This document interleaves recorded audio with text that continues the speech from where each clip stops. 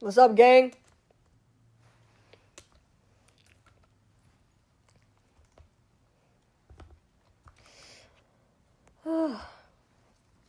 People, start chatting it up, yo.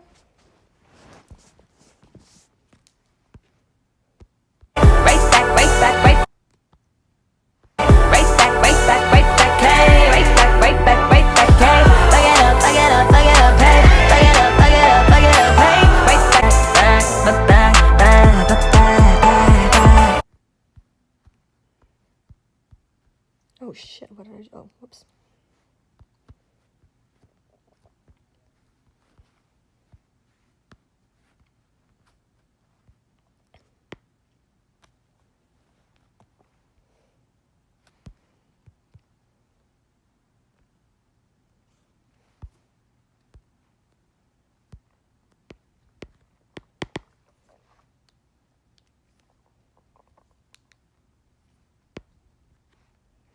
Everyone pull up to the Ariana Capri stream.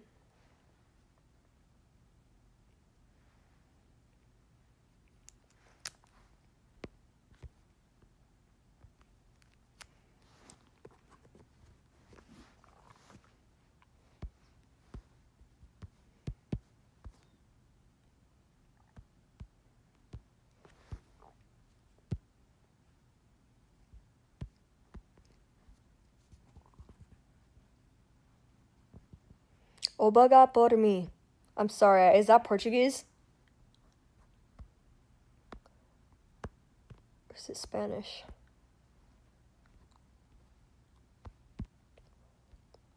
I just don't recognize the word abolga.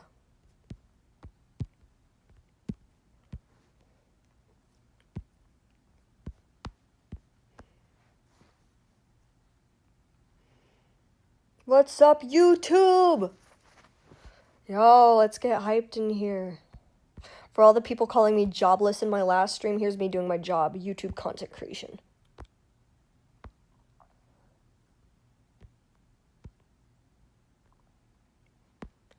I don't know how to draw freaking thumb pointing. Does anyone know? Okay, wait. Hey, everyone. I literally don't know how to draw someone pointing. This is kind of embarrassing. Oh, there we go. I kind of ate that up. Never mind.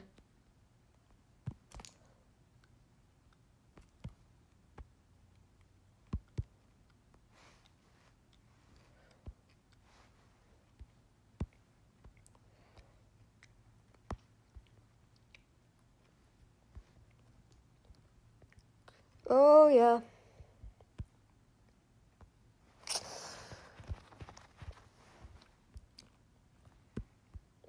How are you guys doing today?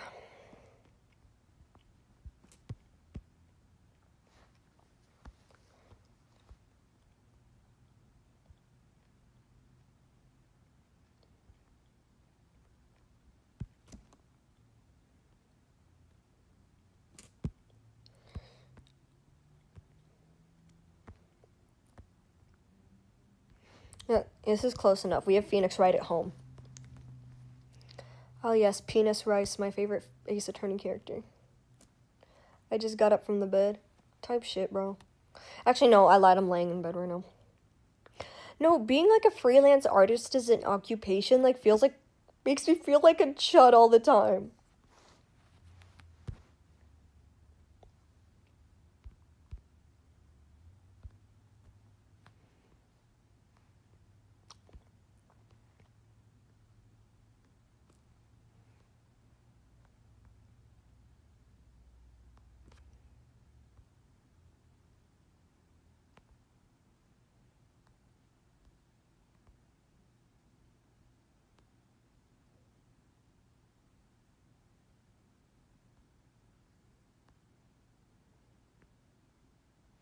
Okay.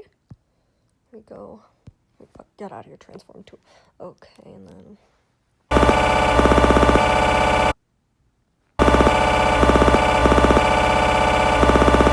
Why'd you just get so big, yo? Where's my reference image? That one? Okay. Okay, so it's this image that needs to be bigger. Okay. Hey everyone, like and subscribe.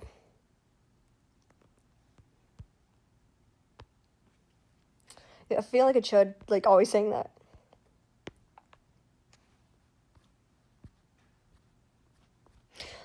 Loki, I kind of want to listen to Sam. Am I the asshole, bro? They're so entertaining. Or like, what are the other good Reddit stories?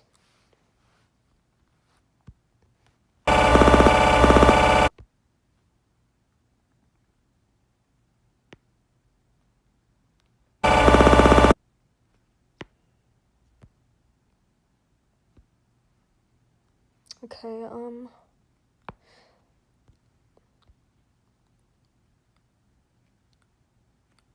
you know what? Die. Okay. Oh shit, wrong image. You right here need.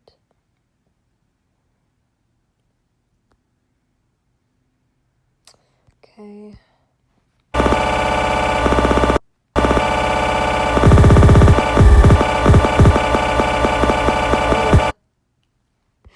Okay. And then.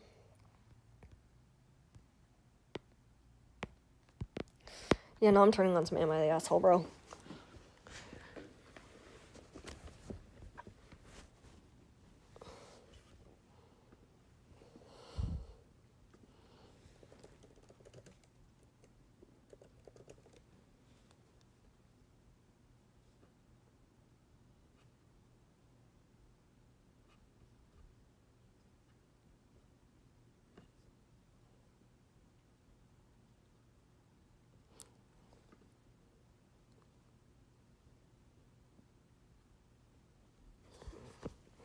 What made the popular guy slash girl Oh, lose yeah. their popularity? Freshman year of high school.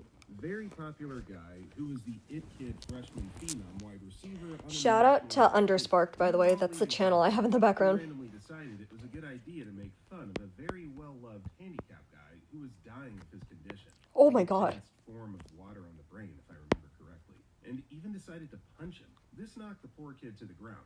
About 10 guys immediately jumped him. A How the shopkeeper fuck? saw it, the wide receiver getting his, happen and let it continue for a minute before stopping things. Mr. Popular got quite messed up. No, God, I hate to tell you that is not me on the screen. Moved schools in a move that I'm guessing is a way to start over at a new school. Never heard from him again. Went from pep rally king to degenerate outcast in 5 minutes. I had front row seats and was one of the 50 plus who testified to this. Brought $90-ish to school. They were going to go shopping after school. She was the most popular girl in class. At some point during the course of the day, the money went missing. Our teacher went right to the superintendent's office, right across the hall from our class. This is a super small school where there were only 212 kids total from kindergarten on up to 12th grade. Within minutes, they had pulled us all out of class and separated out the boys and the girls. The 5th grade teacher took the which one should I use, yo? time and strip searched them. And the superintendent. Where's the desk slam? I didn't take the money, but I got in a stall, locked it, and refused to come out. I had some serious. How many frames is this? And no one on this earth needed to go rooting around in my underpants. He finally gave up and let me go. The cop showed up a few hours later and interviewed all of us one by one. A few weeks later, it got out that she forgot to bring the money to school, and it was home in her bedroom the whole time. Despite us being in a rural area and the next nearest school being... Can I get a frame by frame? The backlash was bad enough that her parents pulled her out of school and sent her to the next town over. In retrospect, people laugh up, and our anger at her was misplaced compared to the mountain of lawsuits that should have come down on the superintendent. Yeah, I think perspective was definitely lost. Which software is this? This is, I'm using, Procreate Dreams. Superintendent having little kids strip searched in bathrooms. That's ridiculous. Story 3. Guy wasn't BTS? extremely popular to begin with, but was well known. He punched some girl at my school in the face for no reason at a concert. Shortly after this, there was news that he rolled his brand new Camaro going 95 and a 45. This caused him and another guy at our school a lot of injuries. His friend lost his entire ear in the incident. Okay, I want the animation for this. Right after they stole beer from Kroger. They were drunk. Enter a WikiLeaks. Anyways, people kept their distance after this. Another kid that comes to mind was someone very popular in our grade. One of my friends went over to his house and used his computer. Miles Edgeworth is actually so fine, bro. Finding terabytes of CP on his PC. From what I heard, the FBI even got involved. He never was seen at school again after that. Story 4. Nothing that dramatic, but they graduated high school. Then they became a literal nobody. There was this kid named Matt who spent all of grades 1 through 12 riding his older brother's fame. His older bro was very charismatic and proactive, big into sports, the student council president, valedictorian, highest grades, you name it. Matt just walked in as the little bro and got all the attention and popularity from teachers and students because of who his brother was. It hit him hard when he went to the local university and realized that ARG? nobody knew him or paid him any attention. In June, How many he frames is this, graduated bro? I high school cannot as a tell. valedictorian and had a massive amount of awards and scholarships. By the end of September, only 3 weeks into university, Okay, frame I saw 1. him in a biology class. Your typical first-year general bio class Frame that 2. every program seemed to need. He was one of 500 students in a massive auditorium sitting in the back. I noticed him because he was there with a friend, randomly shouting out comments and funny one-liners to try and mock the professor. The kind of crap that might have had people giggle and comment about, "You're so cool, you're so funny," in grade school. Well, that didn't fly here. Instead of attention, all he got were nasty glares and being ignored by everyone. His entire world crumbled. He went through literal withdrawal from the lack of attention and popularity. Less Let's than see. 6 weeks into university, he dropped out. My friends and I ran into him at a bowling alley a few years later. Bro. He was unrecognizable. Whoops. From being thin and athletic, he looked like he put on 50 pounds and had a massive beer gut, scruffy beard, and married with 2 kids, each with different mothers. He had the whole world in the palm of his hand, and then reality smacked the life out of him. Story 5. There is a new kid at our school that I'll call Alex for the purposes of this story. He was athletic, funny, good-looking, etc. He got in with the popular kids pretty quick and got along with just about everybody. Small-town school. There is a special needs kid in our grade that I'll call Josh. Okay, Everybody loved shit, Josh what's- like a little brother, and we were all very Guys, I'm protective. leaking all of my One day, thumbnails. A week after Alex got to the school, he was teasing Josh out in the courtyard, and Josh was getting really upset. A few kids told him to cut it out, and Alex got angry, so he pushed Josh. He instantly was attacked by several of the nearby guys, and was getting the snot beaten out of him until the teachers got there. Alex was suspended for 2 weeks, and the guys attacking him were suspended for 1 week. When he got back, he was basically shunned. Nobody would NPC talk to him stream unless it was face cam. school-related. During gym class, Thank you people for the would do whatever galaxy. they could to exclude him. He switched schools after a few weeks of this. Looking back at it, his treatment was really harsh, but he effing deserved it in my eyes. Story 6. This is actually kind of sad, but the guy I knew was declared athlete of the century at our school. He was amazing at football, track, rugby, and wrestling. Didn't play hockey though, which was big where I am. But everyone loved this guy because he almost single-handedly won us provincial championships. I hate to bring this into it, but he was also one of 2 black kids at our school, so he had to really break through some prejudices by some of the people there, as it's a small rural community. But then he suffered a gruesome leg injury that ended his career. So when he stopped playing sports, people sort of forgot about him.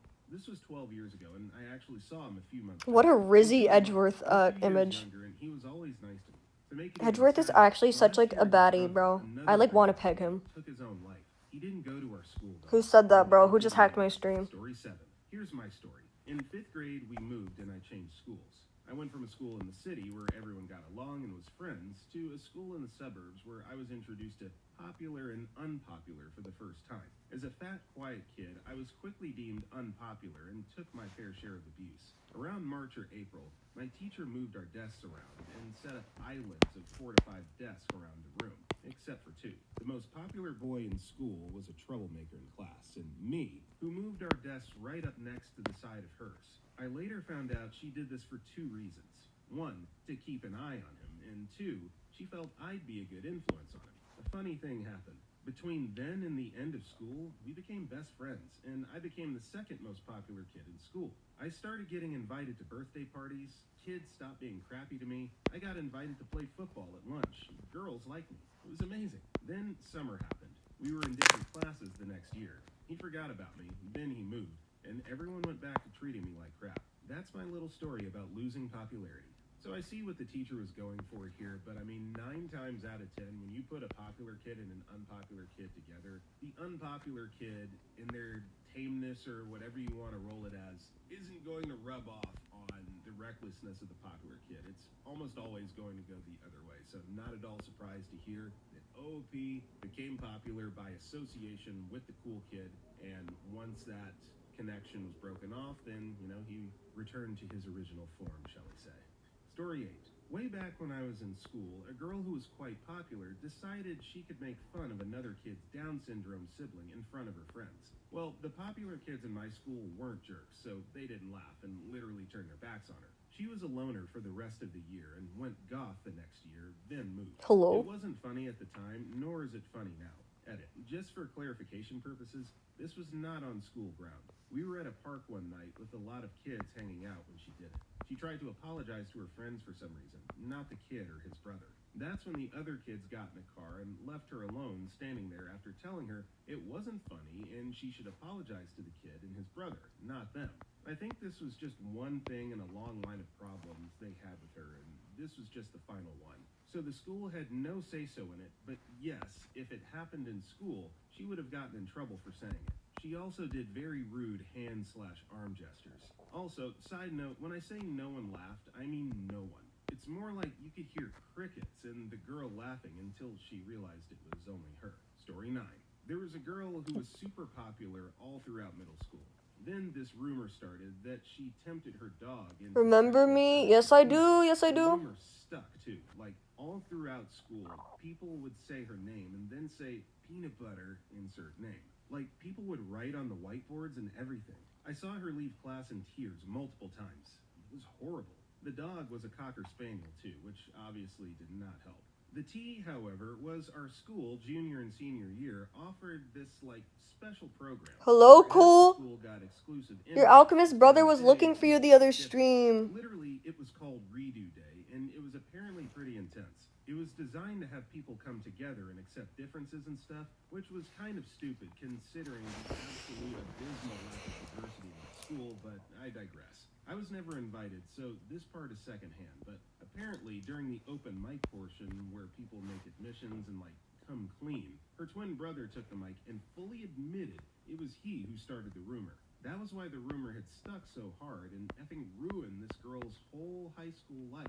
Crap was wild. Story 10. A guy in my school, named Otavio, was very popular. Knew almost everyone in 2 different classes. He Just was got back also from a bit of a surgery. bully, How are you everyone doing? would be silent about it, with the promise that he would beat the ever-living crap out of them if they said anything to their parents. One day, Otavio went to pick on my friend Paul. Now, here be noted, Paul was and probably still is the biggest badass that's ever stepped into that building. He was able to insult you to such a level. Oh yeah, he came back today, bro. Pikachu came back. Otavio went on to try to insult Paul, saying he was fat and ugly. He was also slightly racist, since he said Paul didn't deserve to be there since he was black. Paul then decided to say this. Well, at least I don't have a broken nose. Broken nose? Asked Otavio, not knowing he was about to see the bright shining face. Alright, 1 second, I need to grab something. I went to get some water, and I just hear Otavio screaming like a effing banshee. I go back to see what happened, and he's just rolling on the floor, crying and screaming. A small amount of blood could also be seen coming from his nose. Paul got in trouble, of course, but Paul's act made the kids Otavio bullied actually say what was happening to them. And then Otavio was taken out of the school by his parents, which I assume were just tired of having to deal with the other parents. I think they were a bit of a Karen couple, because according to the teachers, Otavio's being Paul's punch. Paul became more popular than Otavio, since he gained both the respect of the teachers, Otavio's old friends, and the kids Otavio bullied. Honestly, I'm gonna regret all of my actions if I ever insult Paul, even in the ever so slightest, because I'm scared he's gonna break each and every one of my bones. Story 11. Wouldn't say he was popular, as this was college, but everyone knew him and he was well liked. All around really friendly, the life of the party, and just a very open person. He stole money from a lot of people, and it was all at once. So it was a film school. We were on a project filing at a house. The bottom floor, which was just a room in the garage, is where people stored all their stuff, like book bags and equipment that was not currently being used. This guy went through everyone's stuff and stole any cash he could find. I lost only $5, though when I got home that night and finished the laundry, I was a bit beat. But some kids lost hundreds. There were people always coming and going in that place, and it was only the crew, so no one thought the stuff was unsafe down there. I was down there at some point, just taking a snack break with another person, and saw him going through bags. He made up some BS that he was looking for his friend's bag and her car keys. At the time, I believed him and didn't think anything more of it, until it came out that people were missing money. He was, of course, found out because I was not the only one who saw him rifling through stuff, and it turned out he was a serious drug addict. I'm talking heroin drug addict. They found his stash when going through his dorm room. He was dismissed from the school, and that's the last I heard of him. Wonder what happened to him. Also, never got my $5 back. Story 12. She had the compulsive habit of backstabbing all of her close friends, then clinging to the less popular girls she had bullied because there was nobody else left. She'd literally backstab her way down the social food chain. I watched in middle school as she went from the most popular girl to the least popular, and then she ended up leaving at around 6th grade. Then we found our way into the same high school, lucky me, where I watched, slightly bullied, mostly ignored, from afar as she made enemies of every popular girl in school. By the end of it, she started to cling to me. I was so annoyed that when I found out she got expelled, I laughed in her face as she cried with her mom right there. To date, it's the only time I've ever done that. Yay, not a sociopath. When she announced, "I'm expelled," with tears down her face in the hallway, it was like a movie scene. At least 20 high school freshmen high-fiving one another in the hallway. Suddenly, popularity status didn't matter. We were all happy to get rid of her. I'll never forget one boy's quote as the door hit her ass on the way out. That girl went from the crap to a crap. Story 13. My mom was incredibly popular in college. She was beautiful, charismatic, very smart, and loved to party. She also didn't give a F what race, gender, or sexuality you were. This was in the 80s, and her closest friends were also the ones who liked to party pretty hard. Because of this, she became very aware of AIDS pretty early, and realized pretty quickly which of her gay friends were very at risk. The risk was also high for a lot of people who like to do drugs, have wild and unprotected sex, the people she regularly partied with. So she spoke with her college health department and then the school board about setting up an info station, run by the school and the local health centers, on school grounds to help keep... Why not singing? They told her they could give I her sang for resources 3 if she hours did what she today. wanted, but they would not I'm very vote for tired. themselves. Thinking that she could use her popularity to get people behind her, she set it up herself. She got information, pamphlets, condoms, everything she could get to help spread the word. Then she set up an info booth at the college to try to promote safe sex and drug use, and to spread awareness of AIDS. She was unpopular within one day, because at the time, the only people who talked about this were gay people with it. It was really hard for her at the time. She kept a few friends, but most didn't want anything to do with her anymore. She kept it up though, and when she graduated and left, it had picked up and still was going on yearly last time she checked. She never got credit for it, but she was very happy she did. She said that if she helped 1 or 2 people, that's all that mattered. Story 14. The guy was accused of SA, only to find out years later... Oh yeah, I was like live for 3 hours. Now I'm like doing work. I posted about it before. Here it is. The star football player was accused of SAing someone in the bathroom. This ruined his life, and subsequently, he was in custody/juvie/jail, unsure which, for quite a while. All potential scholarships now gone, and no hope of a career in sports. This happened when I just entered high school. I didn't know the guy, but I saw him regularly. He was the school's pride and joy before the allegations. Time moves forward, and it turns out he did not SA anyone. I'm unsure if the girl recanted her allegation or what. This was 15 plus years ago, so a lot of details are hard to remember. But it was too late. The damage was done. This all happened over the course of about 3 years. He ended up coming back to school, unsure as to how or why, but I suppose he was just trying to pick up where he'd left off. He was just different. His face, his demeanor, everything. He was no longer the same person, and it was gut-wrenching. He was an incredibly nice and fun guy before everything happened, but once he came back, he was just a hardened a-hole, always looking for a fight. He was conditioned to accept the street life, for lack of a better term, for a crime he didn't even commit, and even thinking about all these years later fills me with intense, equal parts of sadness and rage. Story 15. Back in my high school days in the early 2000s, there was this football player who was liked by everyone. One day after a summer break, it was revealed to the whole school that he was gay. There were a lot of rumors about how he was outed. Some believable ones, like he came out to someone who he thought he could trust, to outlandish accusations of him trying to force himself onto one of his friends. Regardless, once school started, he was ostracized by his old group of friends. There were some people who tried to befriend him afterwards, but he would brush them off. After about 4 months, he stopped coming to school. Never heard anything about him after that. I often think about how just 20 years can change people's viewpoints. At Had he been in high school today, I would imagine his coming out would have gone a bit better, but who knows. Story 16. When I was in year 6, a lot of the cool kids had been in a fight with some of the cool kids from a different local primary school. But this one guy fled when he saw they were coming. The other cool kids were roasting him about it for weeks. We have Miles Edgeworth at home. Until he decided to try and end the roasting session by starting a fight with the least popular guy in our class, me. Little did he know, I have only one strength when it comes to fighting, which is I'm very difficult to knock down. I can't really throw a punch to save my life, but I don't go down easy. He was able to convince Yes, me and I a love art. portion of my class over to his corner of the school field, which wasn't really monitored by Now I'm like people. listening to Am I He the just Asshole started stories. I didn't hit back because I didn't want to get in trouble, and I couldn't get away because the class had formed a kind of barricade. So I just blocked or dodged as best I could until after 10 minutes or so of it. Another popular boy in our class grabbed me around the shins to help trip me so the would-be bully could hit me easier. And for good measure, his tripper stole my shoes off my feet and threw them into a bramble bush. The aftermath had the formerly popular boy going to a different secondary school to everyone else because he lost all credibility after not being able to beat up someone after 10 minutes of them not even fighting back. Tripper was bullied so hard for being a little bastard that he didn't even wait for secondary school. He was transferred from school within a few weeks, and I actually rose up in the social rankings and spent secondary school in this wonderful middle ground where the popular guys were nice to me without sacrificing the respect of the other nerdy guys. Story 17. In secondary school, high school in America, I think, this girl in the year above me, I think she was 15 or 16 years old, died. She was walking home from her friend's house, and this drunk driver in a van crashed into her. Her body went flying into a nearby bush. There were multiple assemblies for her.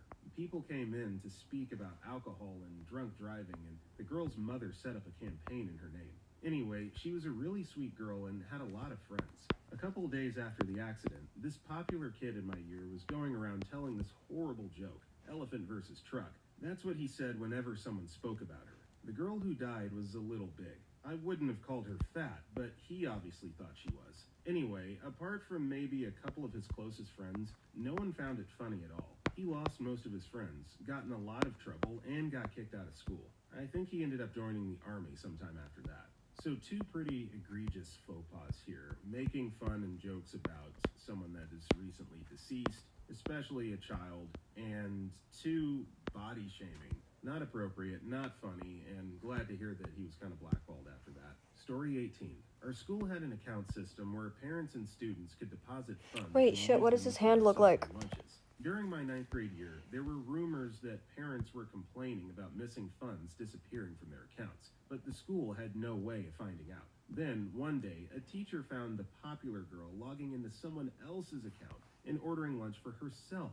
Turned out that she had been doing this for months, stealing the account info from her friends and other students so she could use their money to buy herself lunch. No one knew she was doing this, not even her own friends. The school was small, so word spread within a couple days, and she went from being the most respected and well-liked student in the grade to the girl that no one could trust anymore. Her friends acted like they didn't know her. She dropped out and became a pothead. It's sad because she was a great girl with an amazing future ahead of her. Story 19. Not my story, but my mom. She was the popular girl at her high school from about freshman to junior year. Cheerleader, National Honor Society, homecoming queen, all that jazz. Just before her senior year, her dad, my grandpa, gets a transfer at his job, forcing a move. They go from small town Texas to small town, okay, want to say one of the Dakotas? Here's the thing. She's introduced, and it's like everyone's nice to her at first, and suddenly they find out who her dad was. In the words of Ron Burgundy, Grandpa was kind of a big deal. My grandfather worked in the armed forces and basically was the head of the local military base. Essentially speaking, the other base kids were now afraid of her because her dad was their parents' boss. And I guess the local teenage population just didn't care for the local baser kids, which meant that my mom's senior year, she didn't really have any friends. She did say, however, the stoner kids would sit with her on the bus / at lunch because they were totally friendly with everyone and she didn't mind the smell. Then again, my mom was so sheltered, she didn't know what weed was until like a few years later, and she was like, wait, that's not just a weird body spray? Story 20. Okay, let me add a serious one in here while we're in here. There was a very popular guy, at least he was back in the days. Everyone liked the guy, never made any fights or caused disagreements with other people. Perhaps not the most morally just person, but none could have known that a guy relatively young would be up to such depraved stuff whilst seemingly doing good for himself. He once told me it was so weird for me to keep a few images of some nice adult models in my folder on my PC. Booty. And now I know why he said that, as it probably was only a manipulative strategy of some sort. So, what did he do that caused the entire semi-small city to hate him and shun him? One early summer day, his apartment was raided by His police, chin is pissing where me they off. beat him up for a bit before dragging him out. Shows they've been following him on the dark web, and he had more than a few hundred CP movies and Oh my thousands of God. pictures in his own possession. FBI caused this guy and had been gathering intel on him for a long time before they busted him. I remember the report stated that even if it was a CP case, the video and files were highlighted to be significantly, extremely disturbing or repellent. He denied, but got sentenced. This was a guy that everyone liked. He never ever caused anyone to think otherwise, and I learned a valuable lesson. He was popular, and girls and women were on this guy all the time because of some charm trait, but he never cared about them. He wanted the young ones, and he was a top-class groomer. He never got to chicks once they started moving past 14 to 16. Probably them either, and now we know why. That's what caused him to lose his so-called popularity. Story 21. I was popular. My school was super small, less than 200, so we didn't have the more typical popular types, but I was well liked. I was the smart girl that helped everyone with homework. I never did it for them. I more or less tutored, but made sure it was done correctly. I was always invited to parties because I had a reputation of driving people home and not spreading gossip. I broke up with my boyfriend senior year. I don't recall the details. He was being weird, and I thought he was being too serious, when the reality was we were going to take different paths after high school. I cried my heart out to my best friend for a week. Everyone was super nice to me that week because, my school was full of sympathetic people. Then, sometime later, I helped my best friend finish her homework in the hall before school, but something was off. I didn't see her again until lunch, and I asked what was up. She said very loudly that we would talk about it after school. It was humiliating at the time. After school, she asked me to ride with her so we could talk. I got in and found my ex-boyfriend in the truck. They took me down a dead-end road, obviously rehearsed, took turns telling me that I need to move on. They're a couple now, and as proof of his love for my best friend, dumped gas on a t-shirt I had bought for him and lit it on fire. They left me there. The next day, everyone knew what happened, and I was avoided like the plague. They were afraid of any association with me. My last months in high school were hell. Teachers noticed and let me get away with shoddy work while still giving me good grades, though. About 5 years later, still in my small town, I attended a function and ran into my best friend. Small towns have a pecking order, and I'd been promoted to the top due to who I was dating. Ex-friend asked me to forgive anything she might have done as a kid. She needed my partner's family's roundabout support for some referendum her family was trying to push. I kind of scoffed and just walked away. 10 years after that, I find myself married to someone from a different town, with a house and career, and still friends with the boyfriend from the above paragraph. We had separated on mutual terms, and it just was meant to be. Ex-best friend is fat, living in a dump of a house in a ghost town, with 2 kids she seems to regret and a worthless husband, and working at KFC. Ex-boyfriend is absent from social media, but his grandma babysat my daddy when he was a baby and adores me. So I've been privy to the fact that he's been to rehab and works at the junkyard. Story 22. 8th grade. 2-star athletes, Joe and Brian, were heckling me doing a presentation because I had an unwanted erection. What? I had a temper and they were trying to get a rise out of me. Normally they would have, but What? not that day. Teacher had enough of their heckling and gave them both 4 weeks detention each. Brian took it maturely. Joe didn't. Later that week, Joe called the teacher's house asking her, "Hey, you want to give me a BJ?" What? Those were his actual words. She star 69 the number. I'm really dating myself here. And got his voicemail where it said, "Yo, this is Joey. Leave a message." Police got involved, and because it was less than a month to go before graduation, they couldn't expel him. He was just suspended for the rest of the year and couldn't walk at graduation. He later got expelled from the same high school twice and did some of his high school days in an alternative school. Nowadays, he's still a junkie like he was in 8th grade and still in his juvenile bullcrap despite being 30. He has 2 kids he doesn't support. A loser in every way. Same with Brian, but at least he walked at 8th grade graduation. Story 23. I was the popular girl in middle school, but in high school, I got in an abusive, toxic relationship, and he really made sure I was isolated from everyone else. So he and his family was all I had. I also suffered from severe PTSD from my childhood. This made it so much worse. A video of him throwing his dog down the stairs got passed around too. That made everyone hate him, and I got a lot of bad rep as well. Tried to overdose freshman year and got back-acted and got help I needed, but couldn't leave the relationship, although I tried about 6 times over the span of 3 years. Every time he would threaten self-unaliving, him spreading my photos and blackmail and a bunch of crap. I was truly trapped, lost and disconnected with so many of my friends. I went from the girl who was friends with everyone, had all the guys, threw huge parties, to the girl who was hit and emotionally abused by her sociopathic boyfriend. No one wanted to hang out with me, and if they did, I was so broken inside it was hard to. He would shut down anything for good for me that wasn't him. I was eating lunch by myself or with the special needs kids and never went out to do Oh my God, literally. but on occasion. People knew what was going on, but kept their distance because it was obvious things weren't going to change for me. I left him. This in is like April therapeutic 2020, listening to and this shit in the past year has background. been full of craziness, mainly just diving into crazy experiences because he kept me so trapped and confined from experiencing or doing anything in high school. Lots of drugs, sex, alcohol, and more unhealthy relationships, and even got into bad debt. Lost a high-paying job and expelled from school. Now I reconnected with all my friends, made more, and now I'm in counseling, therapy, and have been sober and am making a good life for myself. I'm in school and plan to go into the military and then become a nurse.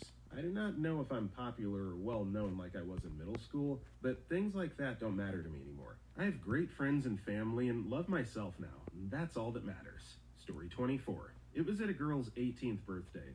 I was not really popular, not really an outcast, and had known the birthday girl since we were 9, so I got an invite. I was also a mid-level alcoholic and had started drinking at 2 p.m.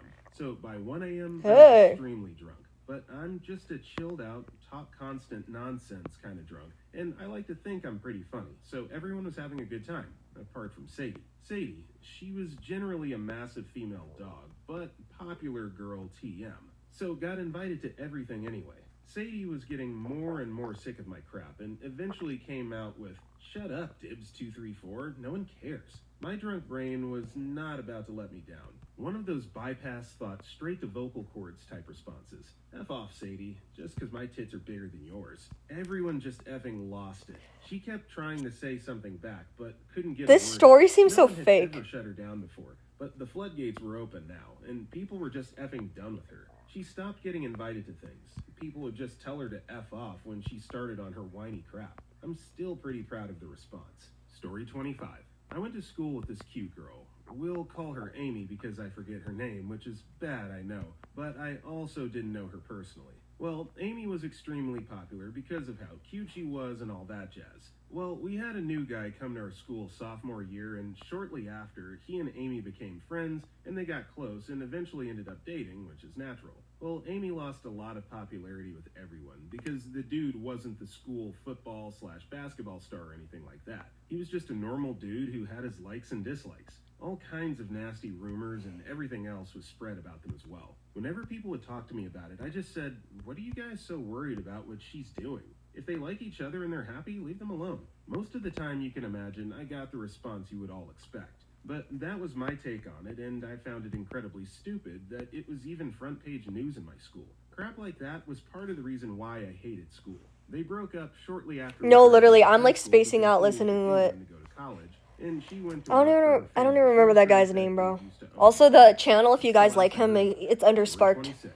A little late, but there was a girl I was in school with, basically from kindergarten to high school. She wasn't super popular in middle school. Wait, are you talking about the She was drawing? smart, This nice, is Miles, respectful, Edgeworth. had a good group of friends, and was well liked by basically everyone. Nothing really stood out about her looks. I thought she was pretty, but she definitely wasn't one of the 10 or so girls that everyone my age seemed to drool over. Fast forward to the first day of freshman year of high school, and you couldn't recognize her. She went from 13 to 17, literally transformed from plain Jane, barely 5 feet beanpole, to stacked goddess in 3 months since graduating middle school. It was awkward watching nearly every junior and senior dude fawn all over someone you knew was only 14, hitting on her, asking her out, offering her rides. She ended up dating the varsity basketball captain, who was a junior by the second week of school, and within a month was seemingly the most popular girl at a school of at least 2,000 students. Sometime near Thanksgiving, word got out that she and her BF had broken up.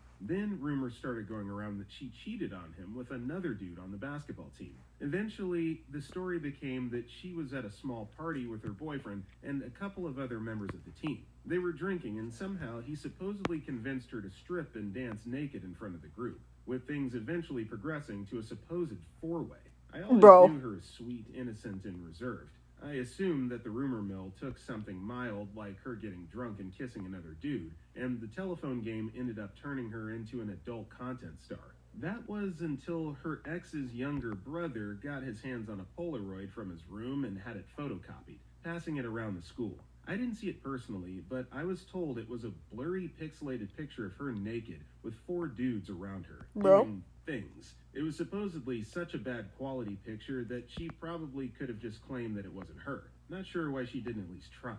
I felt horrible for her. A few of her friends tried to do some damage control, telling a story where the guys got her drunk and her boyfriend pressured her into doing it. But people started calling her blow bang and four-way, and Jesus Christ, kids were so unbelievably mean to her. This was in 1990, and for whatever reason, no legal recourse came of it. Teachers never mentioned it, and the pictures never resurfaced that I'm aware of. But the damage was done. Unfortunately, she didn't make it long. She never came back from Christmas break that year and ended up moving with her grandparents in Florida, finishing high school there. I ran into her a few times as she'd come home to visit her parents during school breaks, and her parents' house happened to be right down the road from mine. Obviously, never talked about it, just exchanged pleasantries. I ran You're gonna go read now? Oh, have fun! At a bar in the next town over, right after we all had just turned 21, and we talked for a while. She referred to the event as the catastrophe. I told her I felt terrible that it happened to her. She shared that she wasn't that drunk, but her boyfriend threatened to break up with her and go back to his ex if she didn't play along.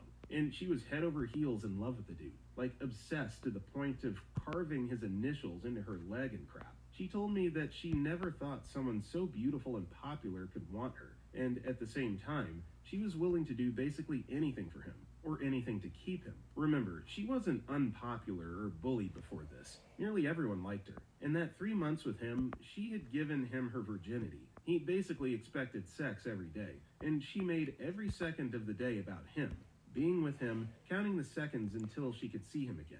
She was convinced she was going to marry him and admitted she was so crazy about him, she probably would have shot her parents if he asked her to in order for them to be together. Her parents wanted her to seek legal recourse, but she refused. Promised them she'd unalive herself if they went after him, or even talk to his parents, the school, or the police. She went to Florida because the only other option presented to her was to be admitted to an institution. Pay attention, kids. This is why it's important to avoid relationships where there's such a huge imbalance of power. That night at the bar was 23 years ago, and we're still married to this day. Just kidding. I never saw her again, but I thought about her from time to time. She was a good person, and I really hope life worked out well for her. S, if you're reading this, K was a total douche, and last I heard, he was still living at home, got addicted to oxys at some point, and was working as a DJ doing weddings and birthday parties. Story 27.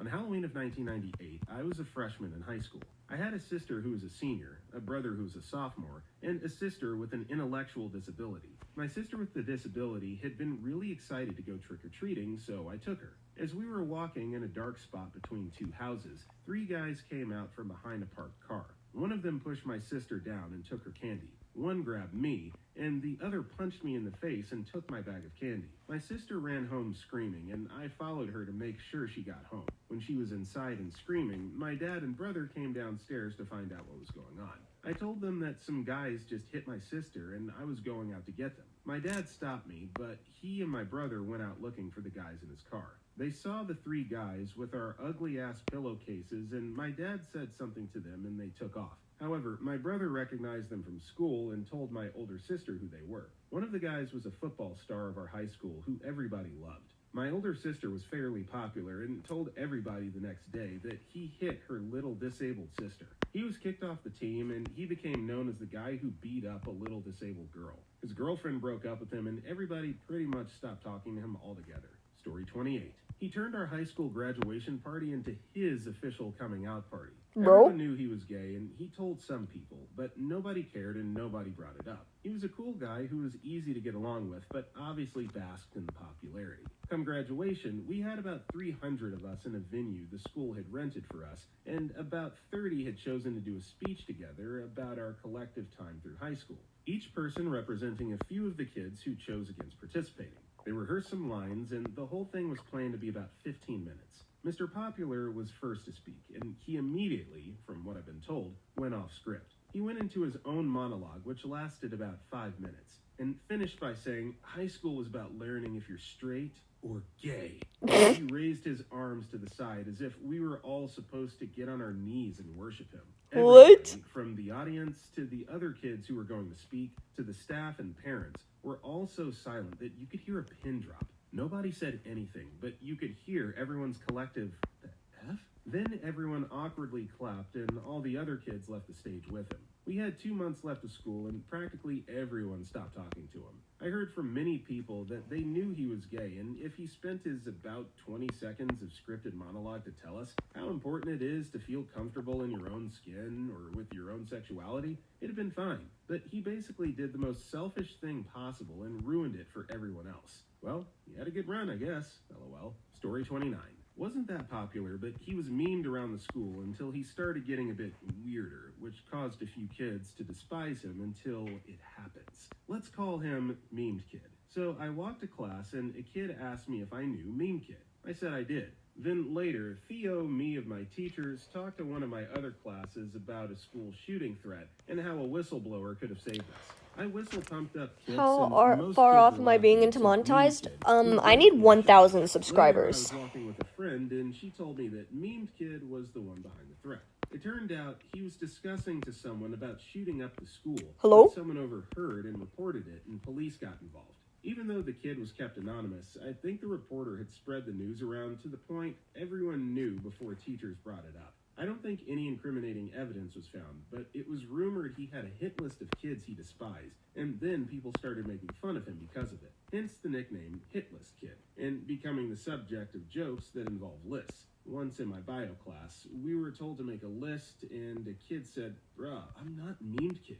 He transferred out later by the end of the year. Then a popular kid from my middle school unalived himself, and almost everyone forgot about him after. Story 30. I love telling this story. This happened last year, actually. My friend, let's call him A. A was a little goofy, super loud, but all around a great human being. He was a little on the heavier side and wore super powerful glasses because he was basically blind without them. His family didn't have much money, but they provided enough for him to have these special glasses and play basketball for our team. One kid, B, was an asshat. If you weren't fit, popular, and athletic, he would bully you and beat the crap out of you for some reason. But boy, was B popular. After a basketball game loss, we all went into the locker room and talked and screwed around for a few minutes until we hear yelling and pounding. Someone got thrown against the lockers. I walk over to the other end to see A sitting there crying. I look up and the door is shutting. I check up on him and he I actually like obviously using can't Procreate physically Dreams. It's pretty handle easy to it. use. He holds up his hand, and in them, there are shards of glass and glasses frames.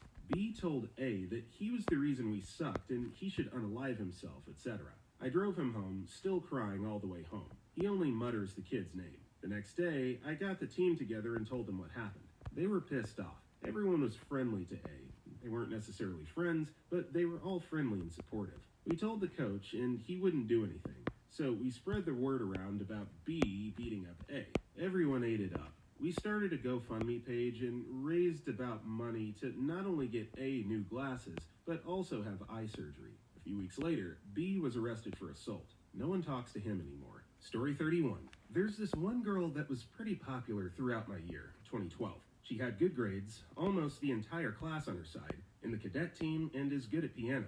But she's the type of girl that would be friends with you, then talks crap behind your back. She'd made most of her friends cry because of that. But there are 3 things she did that messed up her secondary 4 to 6 school years pretty badly. We'll call her J. 1. During the middle of secondary 2, J was rallying people to bully the overall nice girl. She's literally the kind who anyone could talk to. Very charismatic. Also has good grades, and I still believe to this day, prettier than that female dog. But then someone snitched. and she immediately shifted the blame to the non-popular kids, me included. The teachers bought Jay's sob story on how she was protecting Nice Girl from us, but everyone else didn't. We got punished, but she and her goons didn't. But the boys in our class didn't really like what she did to the Nice Girl, so she basically lost their support. 2. Nearing the end of Secondary 3, we'll have this thing called a graduation concert. It's basically where each class sets a theme and performs on stage for 45 minutes, graduating us from being stupid kids to confused teenagers. And since she's the main director of our class's concert, she basically was in charge with everything. During that time, she made up some bullcrap story that her partner, the co-director H, who plays the saxophone on roller skates really good, was hitting on her, which no one believed her. Then, on the actual day of our performance, she made a lot of last-minute changes to our show, including the lineups of the performing groups. My group was basically shoved on stage, unprepared and horrified, as more than 1,000 pair of eyes were staring at us. And of course, Jay's performance was put last for the grand finale. Her group was supposed to perform during the middle, and she basically told the other groups to F off and perform, since her group wasn't ready. And henceforth, she became more unpopular. 3.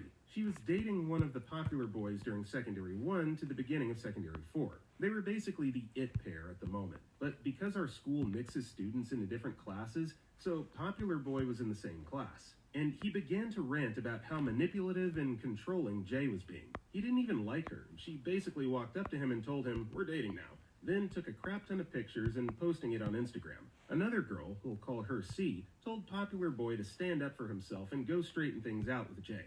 And so they broke up. Jay was livid when she heard Popular Boy ask C to go out with him. And so she made a bunch of Instagram accounts to talk crap behind C's back, rallying people to bully C. But little did she know, C was a tough cracker and wasn't afraid of her manipulative bullcrap. Jay's plan failed and everyone knew about what she did. Let's just say she hangs out with a smaller group of friends now. Story 32. Allegedly, he got really messed up on something. I want to say it was ecstasy, and beat somebody's rabbit to death with a golf club. I remember him being pretty shunned after those allegations, although I tried not to judge him on hearsay and was still nice to him, because he was very nice to me. I was not a popular person in high school. Although I could see on his face a lot of regret and shame, leading me to believe it was true.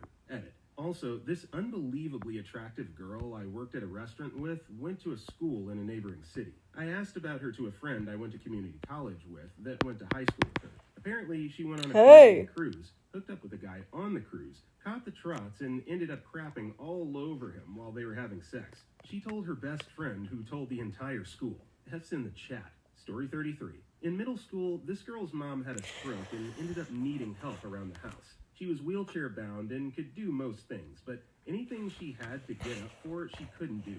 So if she had to get something out of an upper cabinet or get up to use the bathroom, she would struggle or require help. Well, this girl brought a couple of her friends over, and her mom apparently needed help using the bathroom. The girl ignored her completely and just locked herself in her room. Her mom ended up soiling herself and falling out of her wheelchair onto the floor, and was quietly sobbing and begging for help. The girl turned up her music to drown out her mom, so the friends couldn't hear her. The friends got that's so skeeved actually that they so ended fucked up up. telling the dad, as they weren't sure what to do. They were like 12. And he came home from work and apparently chewed the girl out as her friends were leaving about how she, quote, keeps doing this. I never saw her after graduation. She ended up switching school districts because she became such a pariah in middle school. Story 34. When I was in school, someone That's very actually close to me so had one of the evil. worst high school experiences. Like, a part of me is like hoping that Ireland, story is Ireland fake, is a because country that's, with deep Catholic roots. This girl was 2 years that like below me, and actually she's makes one me of the so sweetest, mad. gentle, kind-hearted people I know. She's funny and smart, artistic and quite beautiful.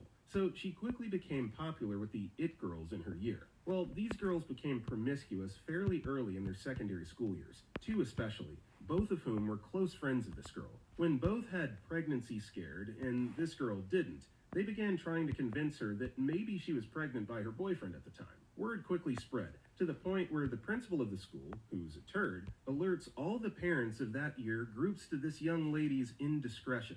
This girl quickly gains a reputation as a slut by her year, and whispers of her pregnancy travel throughout the small rural Irish town. Through all of this, the girl's friends stick by her. That is, of course, until she's faced with indefinite suspension by the school. It's at this point that she's forced to come out and say that she cannot be pregnant. I don't because think, she's not attracted to like, the I guy don't she think was supposed Saber to have slept with. Undersparked uses AI though, because he's pretty popular, and he seems to be voicing over these himself. None of the adults concerned apologize. In fact, it results in vicious homophobic bullying and a total ousting of her socially. Her former friends begin to invent tales of times she came on to them, and to my knowledge, this treatment has only recently subsided. Story 35. I went from that awkward kid my freshman year to ending up in a commercial, then photographed with the popular kids, and me maturing a bit became popular by my sophomore year. Wasn't into sport, gained friends really because was a decent human, realization that we have a commonality. Friend groups included the weed crowd, got busted with a joint in my vehicle on property and 2-week suspension. My brother had lined up a trip for himself months prior to Hawaii and asked if I wanted to go. Hindsight, he also wanted to get me away from the bad influences. I'd never been in trouble, high marks with grades, involved with political arts of high school, class rep, treasurer. I get back from Hawaii and find out through friends, my parents couldn't talk about it, that there was a newspaper article, pre-internet, I'm Reddit old, about drug culture in schools, which used me as an example. Oh, hell no. Essentially rewarding the horrors of drugs. Almost everyone shunned me. Assumption being, my parents gave the institution the finger and promoted me smoking. They didn't and were very ashamed. Guess you find out who your friends are. I was so depressed, the fringe kids at the time sort of respected my tribulation and took me in. I did more drugs, didn't finish high school, was taking college-level courses my junior year, and of course, hard to get behind on that crowd. It was very difficult for me to trust or have self-esteem after being shunned. Sometimes the ones who fall deserve some consideration and more information on the circumstances. Story 36. This is actually about me. I was super popular in 4th grade. I had all the kids at recess playing a game where I was a queen of practically all fake creatures, vampire, werewolf, goblin, etc. Because I had such a wild imagination, I had amazing stories for us to portray. Everyone loved me. If a kid did something to upset me, I kicked them out of my game and everyone stopped talking to them. If they weren't in my class, they were released from prison until next recess. End of the school year, my mom decided I was too happy to go to school and transferred me across the township, so I was with people I never met. 5th grade, I started out recess asking who wanted to be my subjects because I was the queen of evil creatures. Didn't go as well as I thought, and I was bullied mercilessly. I was bullied bad up until graduation of high school. It gave me huge depression and several self-unaliving attempts. I'm currently 21 and have 0 friends because I'm scared if I connect to anyone, they'll hate me and I'll lose them. So this is very unfortunate. First of all, what kind of parent says, "Hey, child of mine, you're too happy. You're enjoying school a little bit too much. Let me get you out of there." Like, what? Who does that? And then the snowball effect is the result of that decision. Now she's 21 with no friends, and I mean, like, why? No, yeah, like 21. That's so young. Story 37. I was really close friends with this dude who was like city popular. Like, people from different schools were effing with him, and thus with our whole friend group. He was really effing cool dude with hella charisma, so he was easily one of the most popular teens. But one night, he and our friend group, I was homesick, were having a party, and they got pretty wasted. And for the Wait, who are you telling me to go on a walk? I can't understand. Technically, I'm working right now. Well, luckily nobody got sick. I'll be right back, y'all. Off the road at like 100 kph speed, and the car was totally destroyed. He obviously got all the blame for it, and really everyone dropped him instantly, except me. Like, I don't condone drunk driving ever, but to be honest, it really could have been any one of those 4 others behind that wheel. And they all were really gassing him up to go for a drive. I haven't really seen him properly since that year, 2017, because we really just went our different ways, but he helped me through a lot of crap for no gain a few years before that. So, drunk driver, yes. Hella sad it came into that, but on his best, he was as best as a friend has been for me. Story 38. There are only 2 openly gay guys at my high school. I was one of them. A rumor circulated that the other gay was sending chicken pics to the football team. I have severe doubts about the rumor because 2 of my best friends were on the football team and hadn't gotten anything on Calf. Also, I was effing the other gay. So, like, I just got back. Why is he effing the other gay? Oh, I was like, I'm kind of working right now. I don't. I'll go outside and walk when I'm like off work. Everyone else was made to stay in the class. I'm freelance, but I like have my own schedule. Well, they got everything cleaned up. The football guy was immediately expelled and either got sent to an alternative school or went straight to juvie. Not sure. I didn't care enough to find out. Never heard about him again after a while, though. How's that for a fall from grace? The chicken pick rumor didn't stop after either. The teachers and staff had to actively shut the rumor down with harsh detention and suspension handouts. Story 39. A popular guy started dating a popular girl. The dude ended up cheating on the girl, who was very sweet. Around a year later, she forgave him and got back together with him. But she broke up with him again after he shot her with a BB gun to wake her up. What? Wasn't very popular after this, after people found out what a jerk he was. There was also a girl who was pretty popular at my high school who lost it sometime after high school because she basically became a misandrist. She celebrates when guys get killed.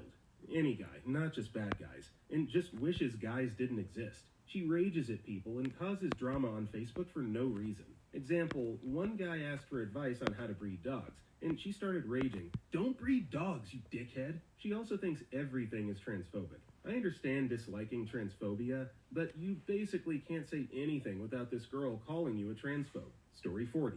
Ooh, I actually have a story for once. Firstly, context. Everyone in this story are either teachers or year 13 students in their last year of sixth form studying for levels. Me included. This also takes place around last November. Okay, so my sixth form has COVID restrictions for obvious reasons. One of them being that if there's a positive test result for COVID, the entire year gets sent home so we don't infect the rest of the school. Now, this is mostly secondhand info, but it's all accurate. I heard most of them from the guy I share a desk with in a class who did not see this inciting incident. The first part of the story is from his perspective. I shall name him Steve. Not real name, by the way. On to the culprit. Now, this dude, I shall name him Jeremy. Not his real name, but you get the point. He was decently popular, was sitting in a lesson, and suddenly got a phone call, and went into the hall to take it. According to Steve, there is a lot of murmuring about what it could be about. A dead loved one, maybe? So Jeremy comes back in and says to the teacher, "Sir, I've tested positive." Yep, this absolute moron of untold proportions was waiting for a COVID test and came in anyway. What the F is wrong with this guy? So our entire year got sent home around 2 hours into the school day. This F's up everyone's situation. Some people need trains home, some can walk, and some need rides. I could walk home, thankfully, but we were stuck self-isolating for the day. This guy's popularity plummets. On the way out of the gate, we were all saying aloud how much of a bloody idiot he is. He lost it all. He even got some death threats. I don't condone that. It was effed up. Worst part, it turned out to be a false positive. He'd lost everything for a false positive. The damage was done, though. Everyone knew that he didn't care about the safety of people around him. A decent number of people at my sixth form have some health conditions as well. This guy remains humiliated to this day. So yeah, that's my story. Story 41. I don't have a lost his popularity story, but more of a how the hell did he stay popular story. This dude was notorious for acting straight up heinous outside of school. He was friends with the popular guys in the grade below mine. So I heard a lot of stuff secondhand about his senior year. Apparently, he stepped his game up. First, he would borrow money from people and refuse to pay them back. When he was hanging out with a buddy of mine who loaned him money, literally $20, my friend jokingly held him at BB gunpoint to get his cash back. Jim proceeds to pull a knife on my friend and threatened to kill him over it. My friend tells the whole school, and not a damn thing happened, but everyone else going, "Looks like Jim is at it again." Mandatory, not his actual name. Later on, Jim got caught with another guy's dog doing the classic peanut butter on your balls thing. What? Again, the whole school found out not a day later, and again, the response was, "Jim is at it again." After that, once high school parties really got rolling, he took the "don't pass out with your shoes on, you'll get effed with" rule and ran with it. His favorite move was to take his pants off and beef stew anybody who passed out with their shoes on. Bro, what the Literally fuck? pressing people's noses to his a-hole and ripping whatever foul humors had built up inside of him on whoever it was that passed out. Popular guy, popular girl, no-name background person, it didn't matter. He literally crapped on a girl's face once. I guess it was a shark technically, but that's splitting hairs. Again, Jim is at it again. Nobody ever fought him, including the football players who got this treatment. He wasn't even physically intimidating. I just don't understand. Anyway, apparently he had a thing for crap because he had 2 other crap-related stories that blow my mind to this day. The first was party-related. He got super effed up at a popular girl's party one night and holed up in the bathroom. People were getting pissed because it was a 1-bathroom house. So eventually, one of the guys drops his shoulder into the door and busts the lock open. Jim is in the bathtub, standing over a pile of his own crap, self-pleasuring into his crap pile. Bro? Having finished while they were yelling at him, and still no consequences. By this point, you all know as well as I do. Jim is at it again. The second crap story is really sad, actually. One of the autistic girls in our school lived not far from Jim, and he and one of his goons decided one afternoon in the spring of their senior year that it was a good day to F with her. I'm from a fairly rural town, and Jim, his goon, and the unlucky girl all live close to our local cow farm. Jim and his goon get their BB guns from their houses after they get home, break the orange plastic tips off the guns, and go to this girl's house after she gets off the school bus. They then proceed to force her out into the pasture at gunpoint and make her eat a cow patty off the ground. They told the whole school about this themselves, and the collective response was, Jim's at it again. Nobody even cared to check on the autistic girl, minus her friends, and nobody cared when they complained because she was weird. To be fair, I'm not popular at my school, yo. I wasn't popular in high school. The autistic people in the school. They took so much unnecessary flack for being weird when they literally couldn't help it. We figured it out when people had a notable physical disability or were in the special needs classes, but there was a huge cohort of autistic but not intellectually disabled kids in the normal classes that got crap on constantly. We didn't even know what to look for. We just knew she didn't act normal and it made her a social outcast. We only ever found out that she was autistic because she became a vocal activist for disability awareness after she got out of high school. That last one still F's with me. Out of everyone who didn't deserve it, she was definitely first on the list. This dude was literally immune to consequences because he knew not to F with the 3 or 4 dudes above him in the social hierarchy, and it made everyone else fair game for some unholy reason. Last I heard, he was living in an abandoned house selling cocaine. His mom was a doctor and sold her house, and I told him to go find an apartment. Instead of leaving, he found a way to route power and internet from their neighbor's house and lived trap house style in a house with no furniture in the 9 months it took the real estate agents to close on the sale. I don't know what he's up to now, but I'd imagine he's still getting away with heinous crap. I want to believe in karma, but every time I think about this guy, I feel like it's just something we pass along to strangers on Reddit, because whatever higher power exists in this universe made this guy above reproach. Not that it should matter, but he was one of the 3 black students in our pretty small rural town. You would think the racism alone would have given him a rough time. Hello? Nope, nothing. Not a damn thing ever happened to him. F you, Jim. Story. Hello? There was this one girl at my school who was more than all the girls her age. That was a crazy statement. Wore makeup and dressed differently. Strangely enough, she had a twin sister who was the complete opposite. She played sports, wore big t-shirts, and basketball jerseys. My sister hung out with both of them, and she told me whenever the tomboyish sister would dress up for, let's say, prom, the popular sister would talk down on her and hurt her feelings, saying stuff like, "Oh, that's ugly. Why are you wearing that?" Fast forward many years later, the popular sister is extremely overweight and nowhere near her prime, while the sporty sister is blooming. Due to the sports and being active, she has a nice body and is living in the spotlight. A good job, tons of attention in public, clubs and bars. When I seen her, I was amazed and thought originally it was her popular sister. However, the formal popular sister comes in a little later, dressing how she did back then, but as the size of a lineman. Oh, how the tables have turned. Story 43. I guess I was kind of popular in middle school in CN, like 7th grade. Good grades, social, stood up for my fellow students when the teachers were being unreasonable, and tried to push too much homework on us, and fought for more free time and less draconian rulings. I went to a semi-military boarding school. Basically, in a way, the people's man, and people looked up to me to speak up against the teachers, as they don't punish me too hard because my grades were good. Top 5 in the class of 400 people. Then immigrated to US in 8th grade. Didn't speak English, couldn't make friends easily. Lots of people made fun of me because my last name is Pooh.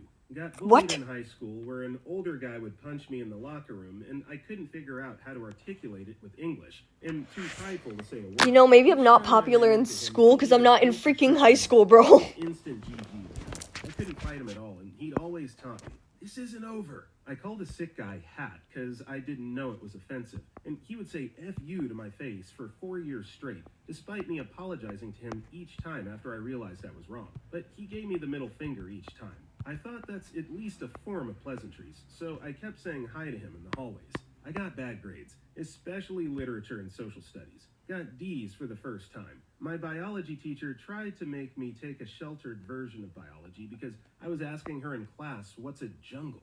I was so angry that she thought less of me and outright refused her advice to be placed in sheltered class. Studied hard with the CN English dictionary and ended up with an A in the class and earned her respect. Honestly, none of those were the issue. The problem was I couldn't express all that's on my mind clearly. And in teenage years, people are pretty awkward. And it was early 2000s California high school. I had no friends. There were lots of Asians in my school, but they felt so weird to interact with because I couldn't wrap my head around the fact that they don't speak Chinese. Didn't help that they kept calling me a fob. I was just the odd guy in school. What is a People knew I'm good at math and funny in a weird way, but they'd not be my friends, but more like, let's see what weird crap he'll do, lol. I would spend my free time playing video games and made online friends in StarCraft, clan channels, on Battle.net, and online forums. I kept contacts with my friends in CN and called them every weekend internationally, and they kept asking me if I was going back. I kept asking my parents if I could spend my 9th grade with them in CN, but we were waiting for some visa, meaning I couldn't leave the US. I just cried when I learned that option wasn't for me. Anyways, managed to make some genuine friends in junior's year finally. I remember one time after lunch, this guy picked up my backpack from me as we were going to class. Nobody had done that to me before. That made me choke up as I felt I finally belonged after 3 years of not making any close friends. I would continue to be included in this friend group, and I'm forever grateful for their acceptance in having me. Then I learned how to integrate better. The English language isn't hard. The American culture is. College was great. Everyone's weird and accepting in college anyways. Life is pretty good now, but in a way, I think those years made me a lot more introverted than I would have been. Yeah, I'm still pretty I do. extrovert, but I could stand spending long times alone. Yep, I'm staying with my without company, family. no problem. Did it for 3 years anyways. Story 44. So basically, I knew this girl from one of the middle schools I went to, and she randomly showed up at my high school in the middle of the year. She was always popular and completely horrible to me in middle school, and she fit right in with the popular crowd in high school, too. The popular crowds in this school, however, never really messed with me. We weren't exactly friends, but me and the ringleader of the whole group were on good terms. He was a really nice guy, and we had a few deep conversations in the past, so we respected each other, even though we weren't exactly socially compatible. After a few weeks of her being at the high school, she started dating the ringleader, as you do. One day, he was late to class, so she had been messing with me all morning. Eventually, I snapped, called her a female dog, and stormed out of the room. Hello? He was just coming into the room, so all he heard was me calling her a female dog, so he followed me to the bathroom intending to beat my ass. But I broke down and told him how she treated me at the old school and how she was starting to treat me the same at this school. His entire face softened when he realized what was going on, and he said he would talk to her and gave me a pat on the back. Their relationship didn't last a week once he realized what kind of person she was, and I got to watch her fall into the druggie crowd instead. She sadly didn't make it to graduation due to an overdose. It makes me sad thinking about it because the middle school we went to was a school for troubled kids, and the class we were in for high school was special ed, so she obviously had problems that caused her to act the way she did. However, I can't deny the trauma she caused me in my developmental years. It stuck with me to this day. Story 48. It was our graduation party, and 3 of my friends made a pact to break up, one being the star QB, full ride to a Division I college, with their girlfriends because they were all going to college, and had big plans on booking up with college girls. However, the plan didn't go as planned. The 2 guys instantly hooked up with their ex-girlfriends, and the star QB did break up with his girlfriend earlier that day. He instantly regretted his choice and tried to win her over, but with a keg and a band playing Guns N' Roses. His bravado overtook his higher inflated ego to win her over. The yelling and yelling, which led everyone to stop the music and listen to her berate him about being popular and being better than a high school jock. Well, it shook him to the core, where he paused to say something smart, but in that moment of space and time, someone in the crowd, probably who he tormented all throughout high school, called him an offensive name. The entire house and backyard, in unison, laughed and pointed, even his own boys, where everyone was in tears. This moment where everyone knew he lost everything he had in 4 years and lost it in seconds. His popularity. To be honest, I can't hardly wait how his football career ends up or even his life down the road. I hope he gets his crap together. Story 49.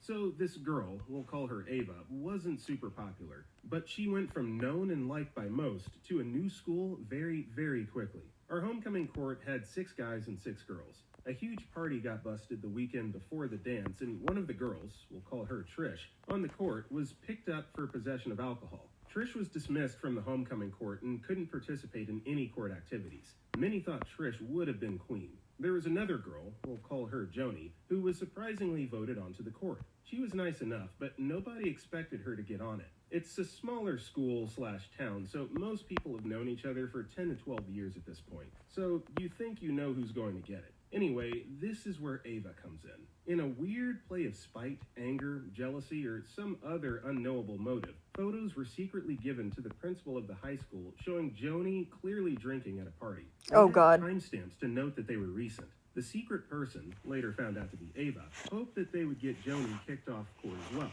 It worked. The administration decided they had to be consistent about alcohol violations.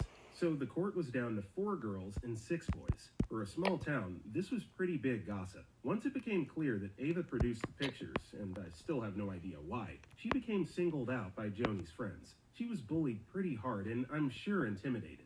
Joni had some tough friends, so I would have probably been scared too. Ava couldn't take the fear and bullying anymore and transferred mid-semester of her senior year. Cut to 6 months later. Joni and Ava haven't seen each other since the last day of the same school. Ava transferred to the closest school, like 12 miles away.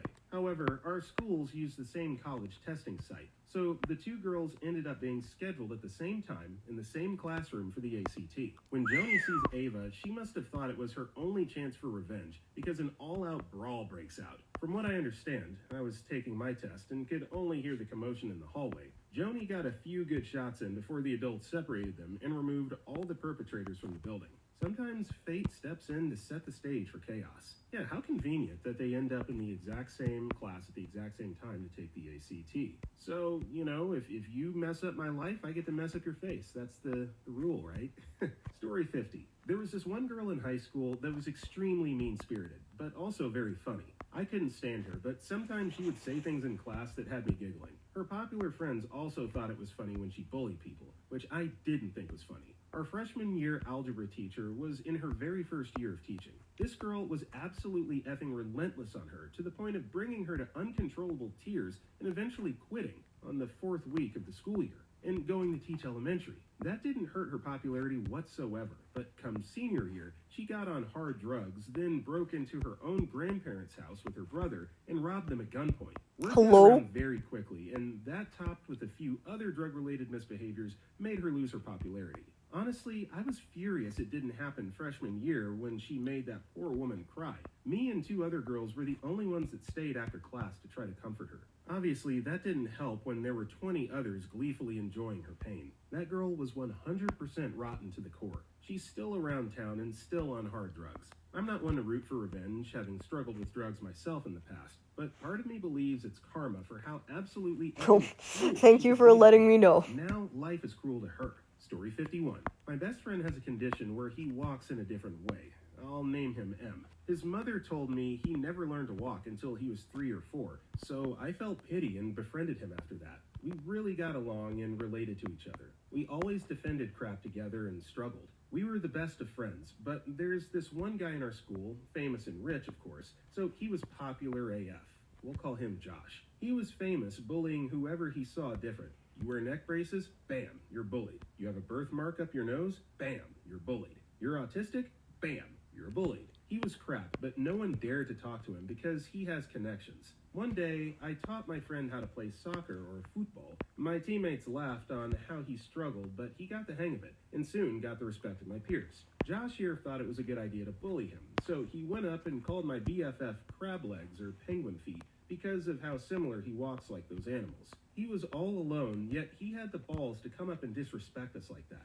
We ganged up on him and took all of his clothes, took a pic of his small penis. What? No, literally. If I'm estimating, it's 4 inches at best. The next day, one of my mates decided to leak it, and it spread through the school like wildfire. Some of the bullies he had connections with started teasing and bullying him. He was called the Shrimp Wimp Kid for like 1 month before he transferred to another school. And he was also bullied there, so he was homeschooled.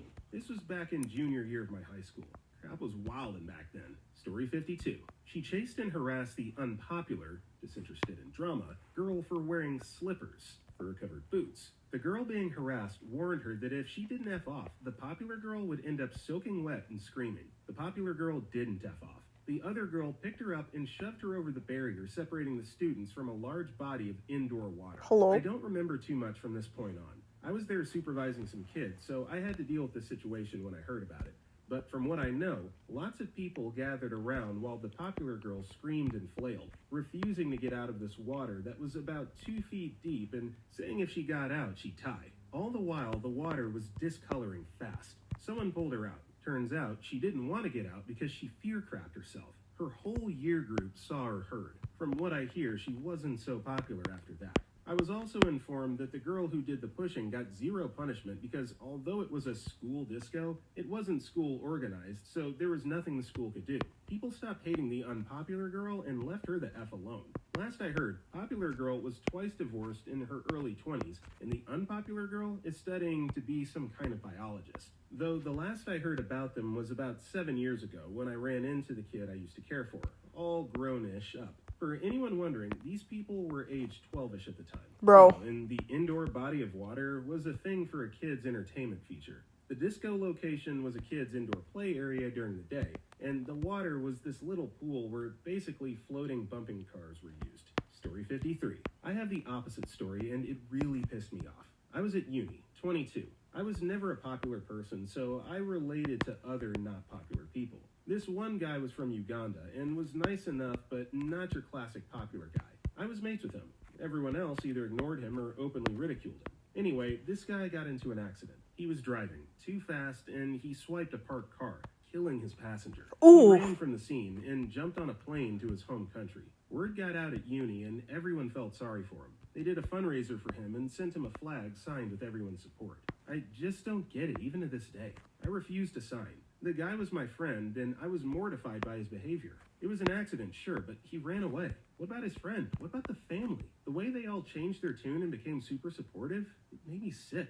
Yeah, so I actually agree with OP here. I mean, of course it was an accident. He didn't mean to end his friend's life. But yeah, you ran away like a coward and didn't face the repercussions for what you did. That doesn't need to be celebrated or hailed. You don't need to be consoled. You need to feel the sting of justice. So yeah, I agree. Story 54. Basically, everyone just gradually realized they weren't as cool as they'd been making out to be. As we all grew older, the strange little power hierarchies everyone imposed on each other melted away. Cool kids started hanging out with nerds. Some nerds become cool, and we all just stopped seeing each other as our interests. There was this one guy who clung to his school social status like a drowning man, though. I'll call him Jim. Jim was what you might consider the tip of the cool spear. Always had a girlfriend of equal status. Yeah. The drama was, of course, everyone's I am trying to Jim was stream your regularly archetypical because big my lad. goal is to In get the earlier years, monetized. Jim was more of a sideline character, still a diehard brat, but you wouldn't But call I'm not him like planning to be a standout from the full-time group. streamer. I just want to be a Eventually, he content hit a creator, growth like spurt an and artist. slowly worked his way up the food chain, probably getting high off his own fumes. Greasy little beggar. 'Cause I'm My doing, group got like- the brunt of Jim's power trip. Because We I'm were also nerds, like but we kept to ourselves. gonna be a Even full-time stole a few student, members so from the cool kids. Jim enjoyed I his want to time make as some big money guy. on the You side could smell it. because I won't be able to He get a had shot up full-time in job. rank and lorded it over everyone, even his mates. He was one of those guys that you could tell were amazingly smart, intelligent, and who probably had the capacity for decency, but who never put any of these traits to productive use. Over the years, Jim kept it up, being an arse, as was his wont. But as everyone else grew up, he started to lose his rank. We all reach a point in school where you collectively agree to just be decent to each other. As the final exams roll around and you realize that you're on your own after this, pretty much. Jim stuck to the old mentality, making fun of nerds, banging on in class, not letting the teacher speak, and basically buggering up his education. I'll go work with my dad, and I'm not gonna need maths, were his favorite lines. It was a weird period, just before exams finished, where we watched his circle grow smaller and smaller, with more and more of the cool kids moving away, forming their own groups or else joining others. In about the space of several months, he'd gone from top lad to almost a joke. He was that kid who hung around with the younger years and acted cool outside the school gates after school had finished. Jim wasn't as confident as he used to be, came over all cynical and more violent than usual. In the end, it was just him and a few scabby younger year kids hanging out at the back of the school during lunch. He was the coolest guy amongst kids, 4 years his junior. Not sure what he did after school, but I hope he took a look at himself, honestly. Story 55. I was never popular, but I'd like to just add my 2 cents. I'm on the spectrum and hardly ever talk to anyone. My friends, girls who bothered me to be friends with them and didn't leave me alone until I did, would insult me and I'd get upset. They'd tell me that this is what friends do. They joke. They said that they didn't actually mean it and I was taking it too seriously. So I joke with them too. They all got mad at me and this was through text. To be honest, I didn't actually know they were mad at me until they started calling me insults that I've never heard in my life. I looked up these insults and they all meant girl who sleeps with multiple men. And I just thought it was a weird insult because I was 12 and had never been with a boy before. They had their neighbors, their friends' neighbors, their friends, mutual friends, their cousins' friends, almost over 200 strangers in this group chat that they added, all to like insult me, I guess? They even got my family friends from school who knew me more than them against me. My mother said it was cyberbullying, but I never saw it as bullying because I was defending myself. Anyways, I finished school alone and didn't talk to anyone after that. However, it didn't stop me from being a target from a gang of boys that loved to throw stones at me whenever we'd walk home and I took the school bus. And the funny thing is, this exact same thing happened when I moved to a completely different country. Maybe it was a schoolboy thing? They found it funny when I'd yell at them to stop, and the erupted laughter I'd hear whenever I spun around to chase them. Not all of them, because there were like over 8 of them. I think back to those days and think about what I should have done differently. Just not have said anything or pretend like I didn't feel the stones? Laugh with them? I'm sorry, I know that my story was so definitely not relevant to this post, like at all, but I just wanted to share that you can mind your business, not talk to anyone, and still be bullied. I'm about to be 21, hate going outside, and honestly want to spend the rest of my life alone because I just don't like people. I like internet people. Yeah, because especially like college is expensive. Where I attend, it's $20K a year. And I'm a theater major, so that's why I'm like really investing in YouTube and like all of that right now, because like if I start early, then hopefully I can make some like okay income, because it's a big risk to like pursue theater as a career. Turns out we were giving the popular guy double of what we needed to, and he would split the other half of that money with the other popular kids, a total of like 5. The rest of the class started to hate them a bit after that. Eventually, the last first day of school came by. It was our last school year, and the night before, we'd party until the morning and arrive to school all drunk and whatever. We'd all pay a bit for all the drinks for that night, but we'd give it to the same popular guy, for him to buy all the drinks, and then they'd take them to wherever we'd have the party. This time, he did spend all the money on drinks, like planned, but a couple hours before the party, he hung out with the rest of the popular guys. They drank like half of all the drinks by themselves, and then arrived at the party drunk, and with way less drinks than expected. Some were told not to drink because they didn't pay.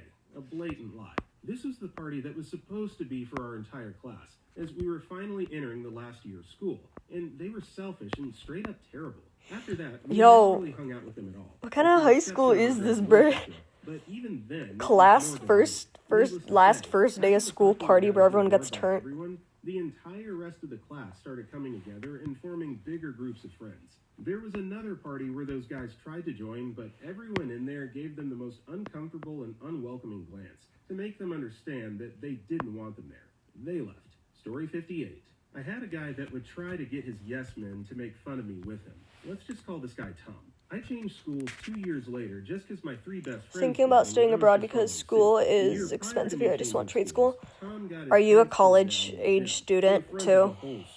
I mean, it must have been small because he changed schools. I get it. I'm from California. Then I was driving my pickup through the school parking lot and saw someone park like a real jackass, taking up like 3 spots in a big truck. You know, the usual. So I looked at my homeboys in the truck and was like, I'm gonna fix that guy's parking job. And I hooked my tow rope to it and tried to pull it into one lane. It broke the rope. I got about 7 texts from people that something like, hey, what are you doing at Tom's truck? He said he saw you hook something up to it. It was Tom's daddy's truck, so I had no idea it was his. Go figure. I just didn't like how whoever owned it was parked. It was just funny how Tom played so tough, but yet he saw me effing with his dad's crap with his own eyes and had to have other people ask me about it. Then, the next day, he went running his mouth, I know. Had a lot of people I didn't even know be like, I'm so proud of you for that, though. Good times. Everyone saw through Tom's bullcrap. Story 59. I'm not sure someone has already posted the I was the popular kid post, but so will I. I rode motocross as a kid and was quite good. But I was from an area that was very team sport oriented and had no motocross community. This worked in my favor, however, as it made me seem exotic and mature and gave the illusion of being wealthy because motocross can be pretty expensive, unless it's largely subsidized by sponsorships like in my case. All of the girls wanted to date me because I had a certain value based on rarity and was just cute enough. All the guys wanted to be my friend because I had an awesome garage and backyard. Both wanted to be around me because I traveled a lot, and they wanted to tag along, and I gave away lots of cool, free crap that my sponsors gave me. One unfortunate day, I shattered my femur into pieces up close to the hip in the most benign, softest crash, and I was effectively done with motocross. I tried to come back after I was cleared by the doctor, but it was still incredibly painful, and I was nearly a year behind in development and training. I was done. My popularity persisted through my injury, but tapered off very quickly when I shut the motocross operation down. What was very surprising and completely unexpected was that people didn't just abandon me. They basically turned against me. The same girls that used to flirt with me called me weird and spread rumors about me. Guys that always wanted to come over and play with my toys began to call me names and make fun of my limp.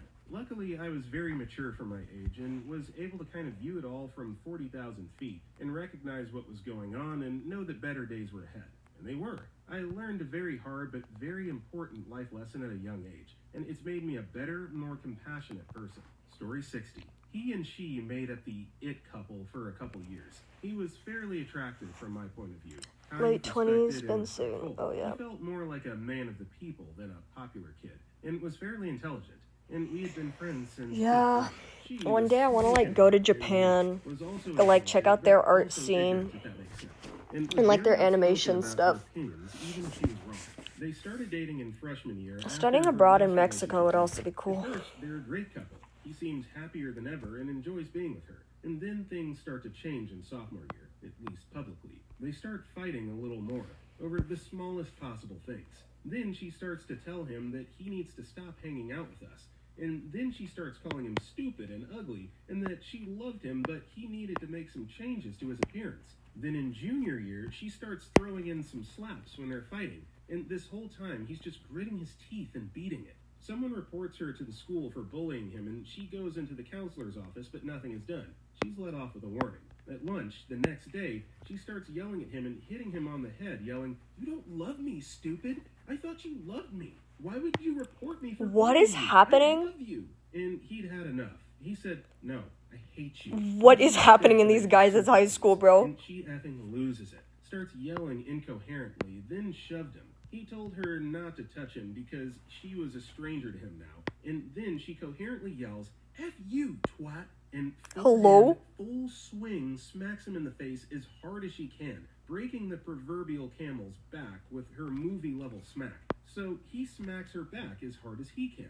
Full hand, full swing again. Now, but this point, tons of people are watching the spectacle. This TMZ-level drama, and are upset he hit her back. Her friends step up to yell at him. Her white knights step forward to fight him. And she's sobbing at the top of her lungs. It's at this moment that the teacher supervising lunch decide to step in now that a small lynch mob has formed for him to take him to the vice principal's office. He got suspended for a week for defending himself against his toxic effing abuser, and she had in-school suspension for a day and was together with a new guy in 2 weeks. No, yeah, like, these stories are crazy. I had, like, a tame high school experience, like... He moved to Iowa, and she moved to the desert. We lost contact with him about 4 months ago and just haven't talked since. I hope he's going okay. So, first of all, I just want to preface... Like, high school was so surprisingly tame for me. Whether that's a man hitting a woman hitting a man. But in this particular case, my goodness, she's beating the crap out of him, and heaven forbid he do anything in retaliation and he's the bad guy because a man shouldn't hit a woman, which I agree with, but this girl was absolutely asking for it. Come on, that's ridiculous. Story 61. Apparently I did. When I moved to my new school in 8th grade, I obviously didn't have any friends, and the school didn't have that many new kids in it, so everyone wanted to meet me. And by everyone, I mean first grades came up to me and asked me if I was the new kid. Everyone. Anyway, I met a bunch of the popular kids who told me about how popular they are and who they don't like, aka who to bully, and who to hang out with and who not to hang out with, and how amazingly rich their parents were, blah, blah, blah. I was not good at making friends, so I only really talked to people who talked to me, and one time I started talking with a kid that everyone in my grade made fun of. He had a tough home situation, which is something those rich kids could never understand, so they made fun of him for it instead. and I found out that he was actually a really cool guy and we became friends.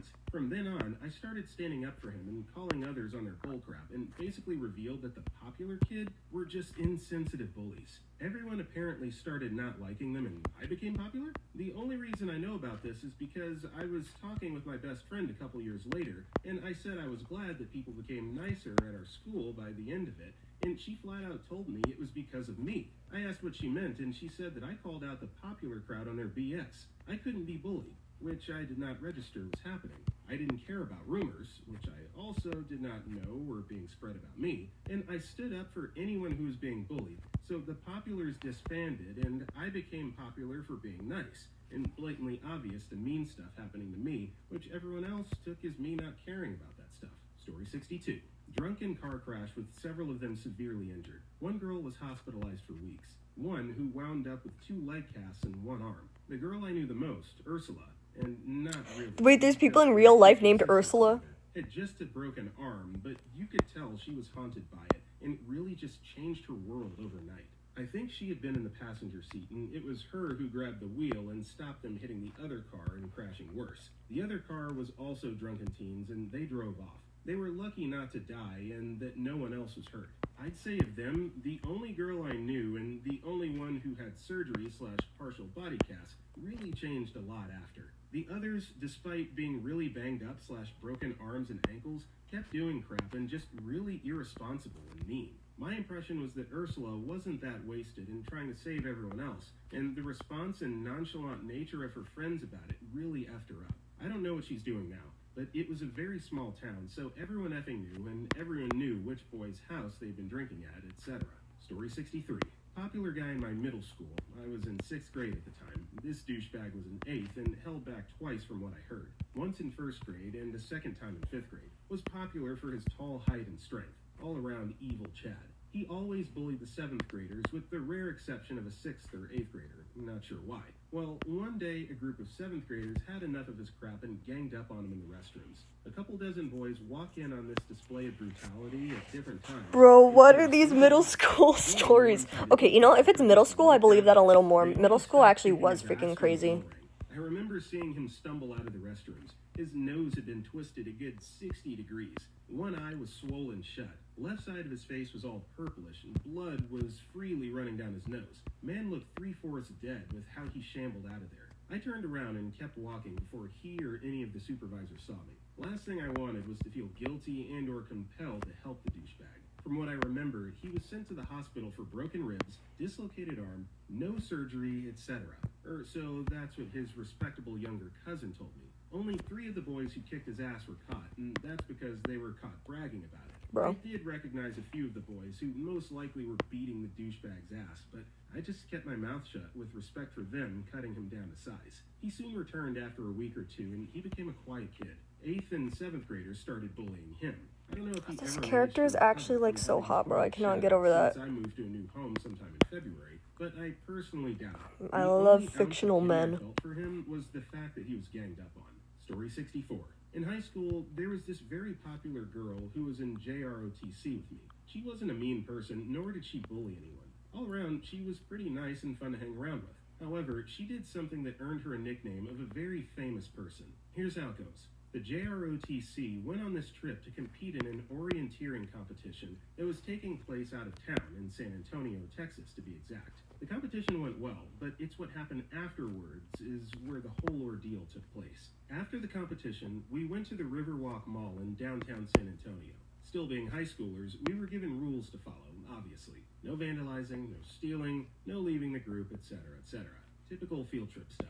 Anyway, we spent about an hour there before we returned to the bus so we could go home. As they were taking roll call on board the bus, one person was missing. We wound up staying an extra 3 hours waiting on her. Can't wait for Anime Expo 2027, bro. I was worried something terrible happened to her, since she sorta just vanished and nobody seemed to notice. 3 hours go by and our bus is approached by mall security. Oh shit, what? He pulls our instructor back into the mall to talk. When they're done talking, the instructor is beet red in the face, and you can tell he's not embarrassed. He's pissed. Oof. We leave without her. Her belongings are still in the bus, yet we just leave without her. We're all worried now, and Wait. there was nothing we could do to get our instructor to tell us what was going on. What happened? Legally, I don't think he was allowed to say anything, but Even if he was allowed, it was best he didn't. We get home, a whole 160 miles away. A week passes and we still don't know a thing about her, or if she's even made it back home. Only thing we were told was she's fine, but that was it. 2 weeks pass, and she finally returns to school with us. But she's no longer in the JROTC and is doing a buttload of detention and community service after school. She's extremely quiet and doesn't talk to anyone except for a handful of her very close friends, who end up spilling the beans not long afterwards. We find out that while we were at the Riverwalk Mall, she was caught in a Victoria's Secret store, stuffing loads of lingerie into her backpack. They found so much stuff, it was well into the hundreds or even thousands of dollars worth. When they approached her, apparently she ran and hid somewhere until she thought it was safe to make a beeline for the bus. She was caught, obviously, since security was looking for her and waiting at every possible exit. Once they caught her, they took her to the loss prevention office where she was held for a very long time. Her parents were called and had to drive all the way out there to pick her up. She was let go, obviously, since she was a minor, but she was definitely punished for what she did. To make matters worse, not only was she banned from the Riverwalk Mall, but our whole JROTC group was as well. It was hella embarrassing to find out that one person's actions had such an effect on everyone else around her, even though we'd done nothing wrong. Since then, students started calling her by the nickname Winona Ryder, and it followed her all the way to graduation. This was back in 2008, and I still remember it like it was yesterday. Story 65. This guy wasn't overly popular, but he hung out with the cool but wild kids. Knocked up a fairly sweet popular girl from another clique their sophomore year. Now, that wouldn't have dropped his popularity, except he quickly became a deadbeat who went to parties instead of helping with his newborn. In fact, he basically left them after the baby was born and had no contact, refused to pay for anything or help her. Thankfully, her parents didn't throw her out, and I think even his parents helped her out. Nobody in school would even talk to him after that. What's even worse, for her, is that they were in the same year and had many classes together. A tiny rural town. Another I can think of was a few years older than me.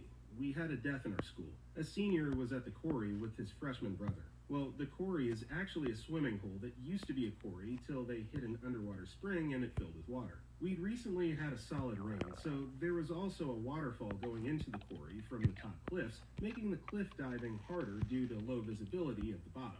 They were jumping off the waterfall when the senior went down and didn't come up. His brother went in to rescue him and realized his brother's foot was stuck. He held his unresponsive brother's head above the water until rescue arrived, trying to block the water from the falls. What nobody realized until paramedics got there was that his brother's neck had snapped from the fall. He was dead the whole time. Some unpopular dumbass opened his mouth and insulted that kid's brother in front of him at lunch. Kid grabbed a plastic knife and stabbed the dumbass. When dumbass made it back to school, nobody would go near him with a 10-foot pole. Unfortunately, the kid got expelled and maybe charged, so nobody saw him again. Story 66. Free that kid, bro. Not that had been to school with her after preschool, but from others I heard she lost her popularity. She was quite popular in preschool. No, yeah, I Her literally parents, love not that anime bad, conventions so attitude, much. Like, and her I'm siblings so sad basically ALA is cared for over. her growing up. We only AX had is 6 over, but brothers I'm in literally preschool, gonna go next year. And somehow she was always able to shut me out of projects and eventually even birthday parties, because I didn't come from that wealthy of a family and didn't fit into the stereotypical girly type like them. I didn't mind and had my own group of friends, which were like most guys, even the popular ones. But after preschool, we transferred to different high/middle schools. I went as the only one to a different one, and my best friends moved to another city. So the 3 of us were the only ones left out. But I was in touch with a few of friends, and I found out my niece was in the class with her. Through them, I heard she quietly lost her popularity. Why? Because she kept bragging about how smart she was, that she had money. She was so popular at her old school. But her 4 slaves weren't in her class and placed at a different location. This high school had 2 locations due to overpopulation. So she was basically alone and didn't have friends to back up. She made an attitude and not lots of people liked it. And therefore she lost her popularity. Also with stuff my niece told that she heard of me. So yeah, she took a different path and is struggling to keep up with everything. Because she's been tough on how to do certain things. Because her parents always did it for her. And she didn't have knowledge about it. The only sad thing is that her parents always pushed her. She wasn't able to do things how she wanted. so a part of her attitude came from her parents. Story 67. This is early 2010s. I was decently popular for the first few months of high school. New kid in a smaller community, but a guy much older than me asked to be my boyfriend and I said yes. I lost my virginity within 2 weeks and my period was late, so I asked if he could help me get a pregnancy test. He fell off the face of the earth. Bro. I didn't even see him in the hallways. A week went by and I decided to tell my mom what happened. Most humiliating moment of my life by far. She got me a test and gave me a serious scolding, and when the test came back negative, I took a photo of it and sent it to my missing boyfriend. He continued to ghost me until I told him I was done playing his game and broke up with him. Then he threatened to unalive himself if I left. Sitting in lunch the next week with a group of athletes, a very tall boy named John stole my phone. He knew my passcode after sitting next to me in science class and spying, opened my phone and flipped immediately to my text with my ex-boyfriend, found the photo of the negative pregnancy test, and used my phone to text the picture to himself and then spread it around the school. And that's the story of how I became the unpopular school slut. Story 68. I wasn't popular or anything, but I was a really, really dumb freshman in high school. I came from a small private school with only a few of my friends going to the public school I was attending, so I struggled to fit in. My humor back in the day was basically me acting totally stupid so I could get laughs from others. I remember I saw some guy flipping people off as they walked into our English building. Me, being the kid who wanted to fit in, joined him and started doing the same to every person who came in. As you'd expect, the wrong person came in and saw me flipping him off. He ran up the stairs and started to talk crap directly to my face. By now, a massive circle had formed around me of onlookers. I don't remember what he said, but afterwards he left, and Oh my god, that guy is actually so freaking annoying. He's been like harassing me for like forever. Like he keeps on fucking reporting my accounts on like 8,000 different burners. It's actually so annoying. Story 69. He got super into anime. It's fine if you're into anime, but he made it his whole personality. Painting his nails black because of Kaneki, making himself a Tokyo Ghoul mask, trying to speak Japanese to attempt to look cool, blasting anime openings in the halls. That and he fell head over heels in love with my brother. He had never shown any signs of homosexuality, but he was suddenly super into my brother, but I just figured that maybe he was closeted for a while. My brother and him started dating a little while later, Oh no, since my brother I'm scared. also liked him. I'm scared for all this story. takes a pretty big toll on his social standing at the school, obviously. But what really did him in was him realizing he wasn't gay, and he was really just curious. So he started hanging out with this one girl, and more to the point, that he was hanging out with her more than his own boyfriend. So I can tell Oh what's yeah, up. I could My friends immediately can tell what direction My the story was brother's going in. friends can tell what's up. And I think my brother could tell what was up, even though he tried to deny it. Well, you guessed it, he dumps my bro for the girl and blames it on me for being too annoying. For context, I stopped them from kissing before they had started dating, since my bro was dating someone at the time. But something unexpected happens when he asked out the girl he's hanging out with. Turns out, she was a lesbian. So now he went from 2 love interests to none. His popularity continued to decline as time went on, and he's now considered the weird kid. I'm glad. Story 70. So it all started when the 16-year-old homeschooled girl and her zoologist parents returned to the United States after a 12-year research trip in Africa, settling in Evanston, Illinois. Yeah. On her first day ever Bro, that guy has like North 8,000 High different School, accounts that he girl keeps who on I'll freaking call like Katie attempts to harassing make me new on. friends, but to no I avail. can't block them Next all, day, bro. she I don't meets even her know friend, how the Janice and Damien. I don't even know They how he has that educate many Katie on the accounts. school's various cliques and warn her to avoid the most popular and infamous one, the Plastics, which is led by beautiful and manipulative Queen Bee Regina, and includes the insecure but rich Gretchen and sweet but dim-witted Karen. The Plastics take an interest in Katie after defending her against a sexist classmate, and invite her to sit with them at lunch. After Why learning of the is this invitation, literally the Janice plot of asks Mean Girls? Katie to befriend them and to spy on them for her. Katie soon learns about the Burn Book, a scrapbook. This is literally the filled with horrible This is literally the plot of Mean Girls. About the other girls and some teachers at school. Using the book, Janice devises a plan to get back at Regina, but Katie is reluctant, thinking Regina is a good friend. Katie becomes attracted to Regina's ex-boyfriend, Aaron, and purposely fails math, a subject she's gifted at, in order to have an excuse to talk to him. Regina finds out about Katie's crush on Aaron and jealously steals him back at a Halloween party. No, yeah, I was freaking Pikachu guy, bro. He keeps on creating alternate accounts to harass me. I deleted the comment, but like he was like, I reported you on 20 different accounts. that actually make her gain weight. which In is fact, actually a little Regina's worrisome full for of me plastics against because, her. In the process, like, Katie unwittingly YouTube, remakes herself they're as really Regina's strict with image, copyright. becoming I spiteful and superficial literally and don't know what he abandons reported me Janice and for. Amy. When Regina is And finally with made aware of Katie's copyright, tracks, like, she retaliates that by spreading that the shit could contents actually of go the badly book for me, all so. over the school, quickly But I inciting highly doubt, massive I socially think he's a motivated stupid quarrels chud, so throughout the I highly class. doubt To he avoid has the brain suspicion, capacity to Regina figure that out. inserts a fake libel of herself in the book in order to blame Katie, Gretchen, and Karen, the only female juniors not mentioned in the book. Karen convinces the school's principal, Ron Duvall, that they did not write the book, who soon quells the fighting and gathers all the junior girls in the gymnasium.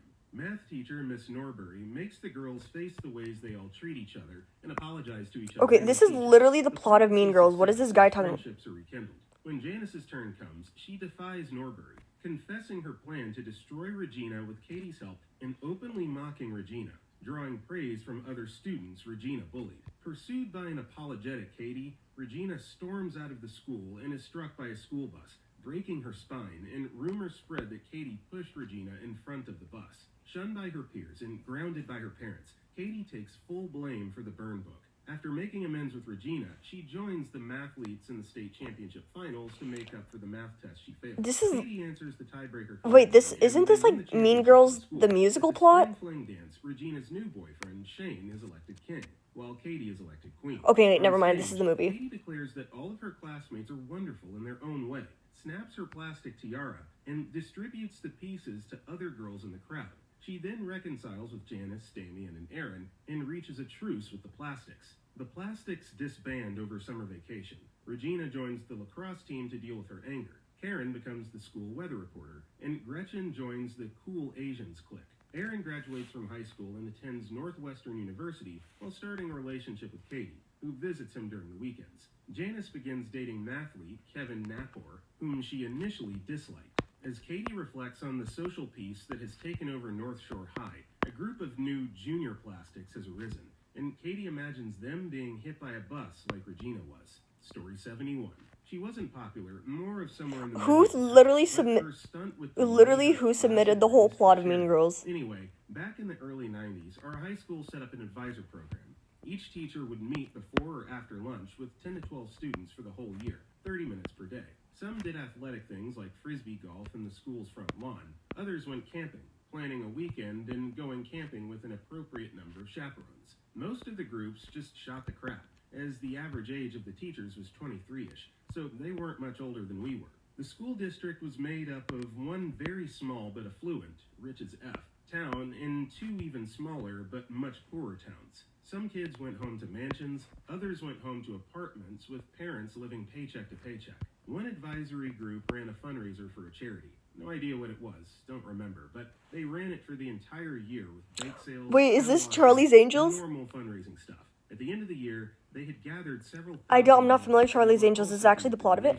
When the money went missing, everything was gone. Turns out one person had their locker broken into, and they had been trusted with the cash. On a side note, no idea why the F they hadn't put it into a savings account, but whatever. The advisory group spent the last few weeks of the year going around the school to each of the other advisory groups, begging the person who took the money to come forward. One of the groups had rich parents who took pity on their offspring's plight, but they just donated an amount equaling the lost amount, so the charity didn't lose out. Ultimately, the principal had been waiting for the perpetrator to out herself. The person who stole the cash didn't count on one thing. The school was brand new. Brand spanking new.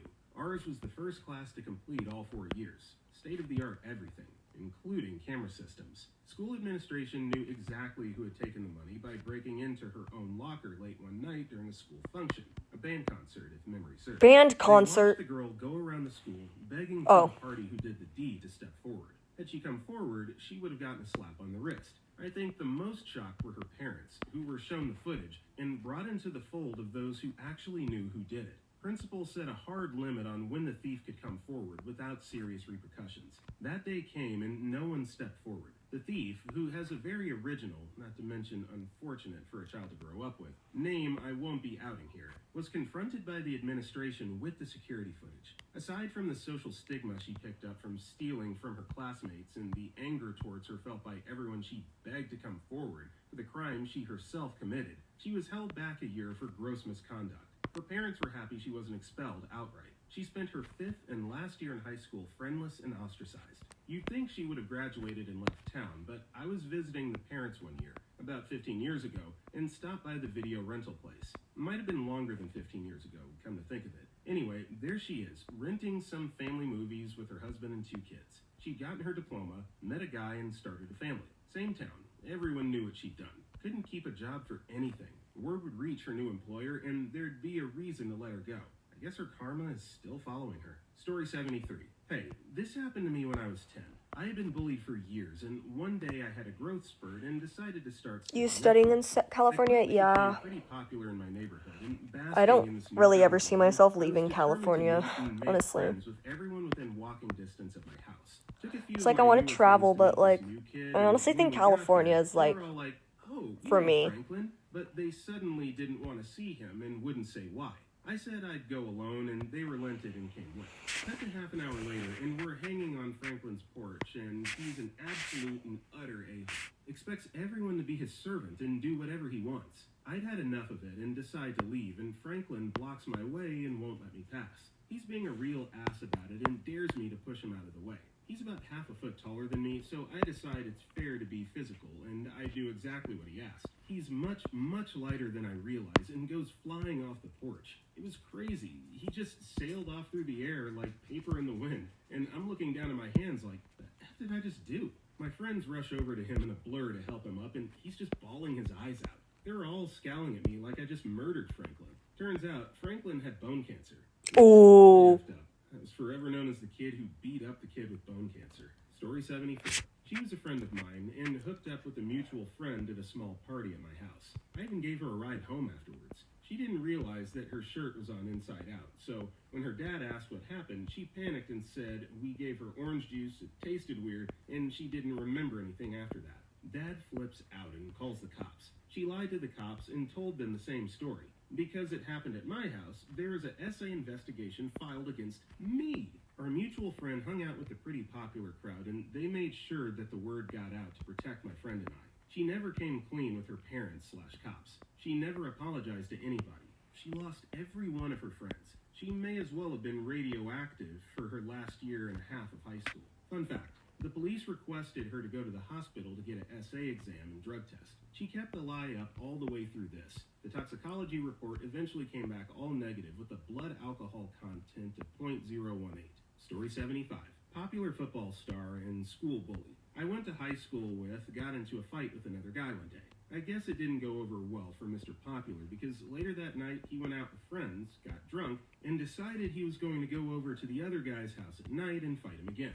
I don't remember all the details, but it was late enough that everyone in the house was asleep. So Mr. Popular decided to break in and fight the other guy inside. He goes to his bedroom and continues on with what was described as a massive beating of this poor guy in his sleep. Turns out, in his drunken stupor, he actually broke into the neighbor's house next to Oh, hell no. the hell out of a 10-year-old kid. What? I can't be sure, but I think the kid was mentally challenged, and his father was a beloved teacher at the same high school. Mr. Popular wasn't so hot after that. You'd think Mr. Popular would have gone to jail, but nope. It was covered up, and he was even allowed to continue playing football. How to love Texas football. Story 76. In high school, this kid had super wealthy parents that were always traveling and not involved much in his life. It was the perfect storm for him to be popular because his parents would often leave town and buy a bunch of booze so he could throw parties. I'm not kidding. 15 years old, and the parties at his borderline mansion were nuts. His parents just turned a blind eye because they wanted him to be popular. The day he turned 16, they bought him a brand spanking new SRT8 Jeep Grand Cherokee, super performance luxury SUV for those that aren't car people. That same weekend, he was driving drunk and ran it through a ditch, a rancher's fence, and right into a barn and passed out. Totaled it and got arrested for DUI. His parents tried to fight it, but there was no winning that one in court. He definitely lost some respect from a lot of our school for being a spoiled idiot, but his parents doubled down and let him keep throwing parties while he was on probation, so he kept a lot of friends. 1 year later, his probation was up and he was able to get his license back. Idiotic parents bought him another brand new SRT8 Grand Cherokee. Wish I was making this crap up. People got very salty about it because he was flaunting about how awesome his new car was. Basically got disowned by everyone. He started getting in trouble a lot at school because he was acting out for attention. He totaled the second SRT8 a couple months later while drunk. Again, not really sure how it all ended for him. I was a year older and left town for college, but he was definitely the laughingstock of the school at that point. Honestly, hope life ended up working out for him, although I imagine he's just going to end up a trust fund baby. Story 77. I know it might sound like I'm saying bullcrap, but when I was in 7th grade, a girl who we knew had something wrong, in fact, we used to call her the Yandeer, passed by me and she took out a knife. I was obviously scared as hell, since my greatest fear is death. But I said to myself, okay, I'll do this, and I quickly shook her hand to make the knife fall off, and smiling, I was considered kind of a psycho myself, I grabbed it.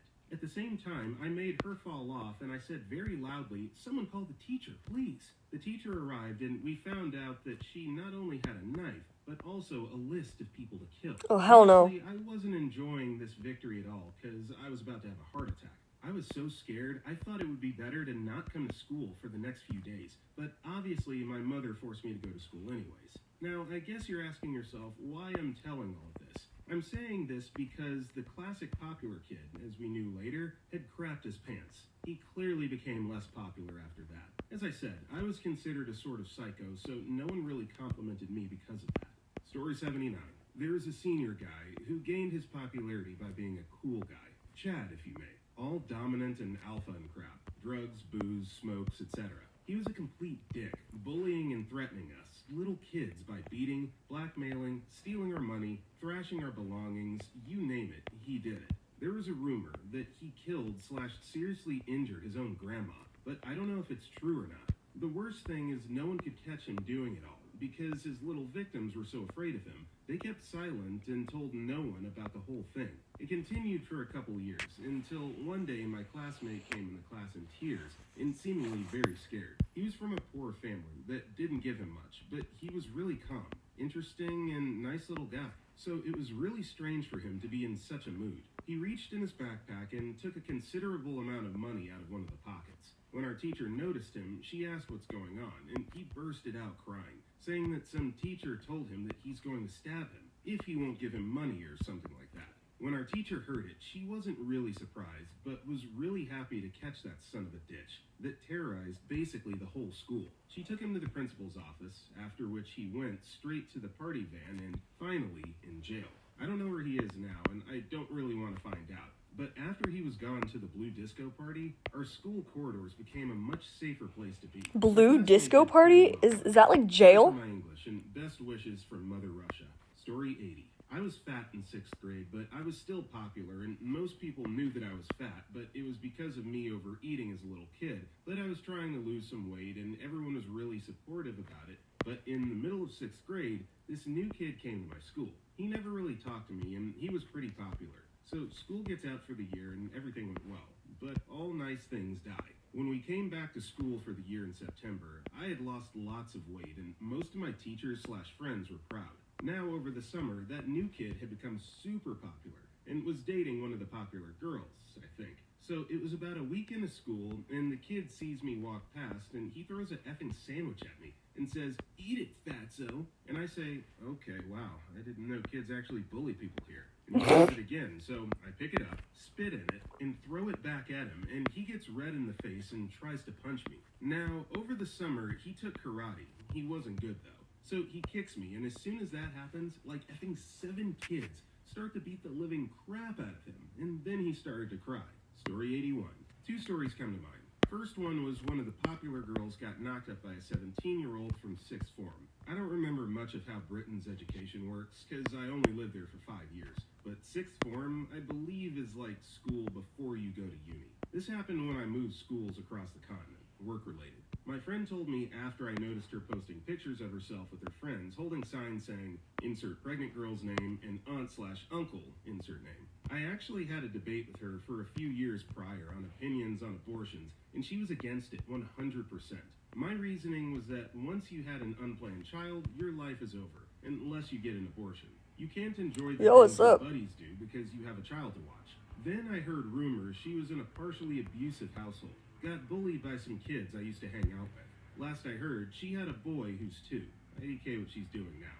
Second story. There was this one kid, wasn't considered popular, but was well-liked by pretty much everyone. Nice to everyone, smart, good sense of humor. Well, apparently, he had gotten the nudes of about 300 girls on his phone. He got caught when he asked a freshman, as a junior/senior, to send him some, and she reported him. Pretty sure the police were involved. Teachers inspected his phone. Don't know what happened to him. It surprised everybody from what I heard. No offense to him, but he wasn't exactly the attractive type. So his kindness is what got him recognition. Story 82. At my school, for the last day of term, a protest for women's rights was held. Originally, X and I weren't going to go, since we felt like our education was important and that it was the wrong time for the protest. I go to the first lesson to be greeted by X and Y. We were the only people who turned up to dance. Our teacher, Miss Z, knew about the protest. Everyone did. It had been circulating about Instagram for a day or two. The sad irony of attending the dance was that no work was actually done.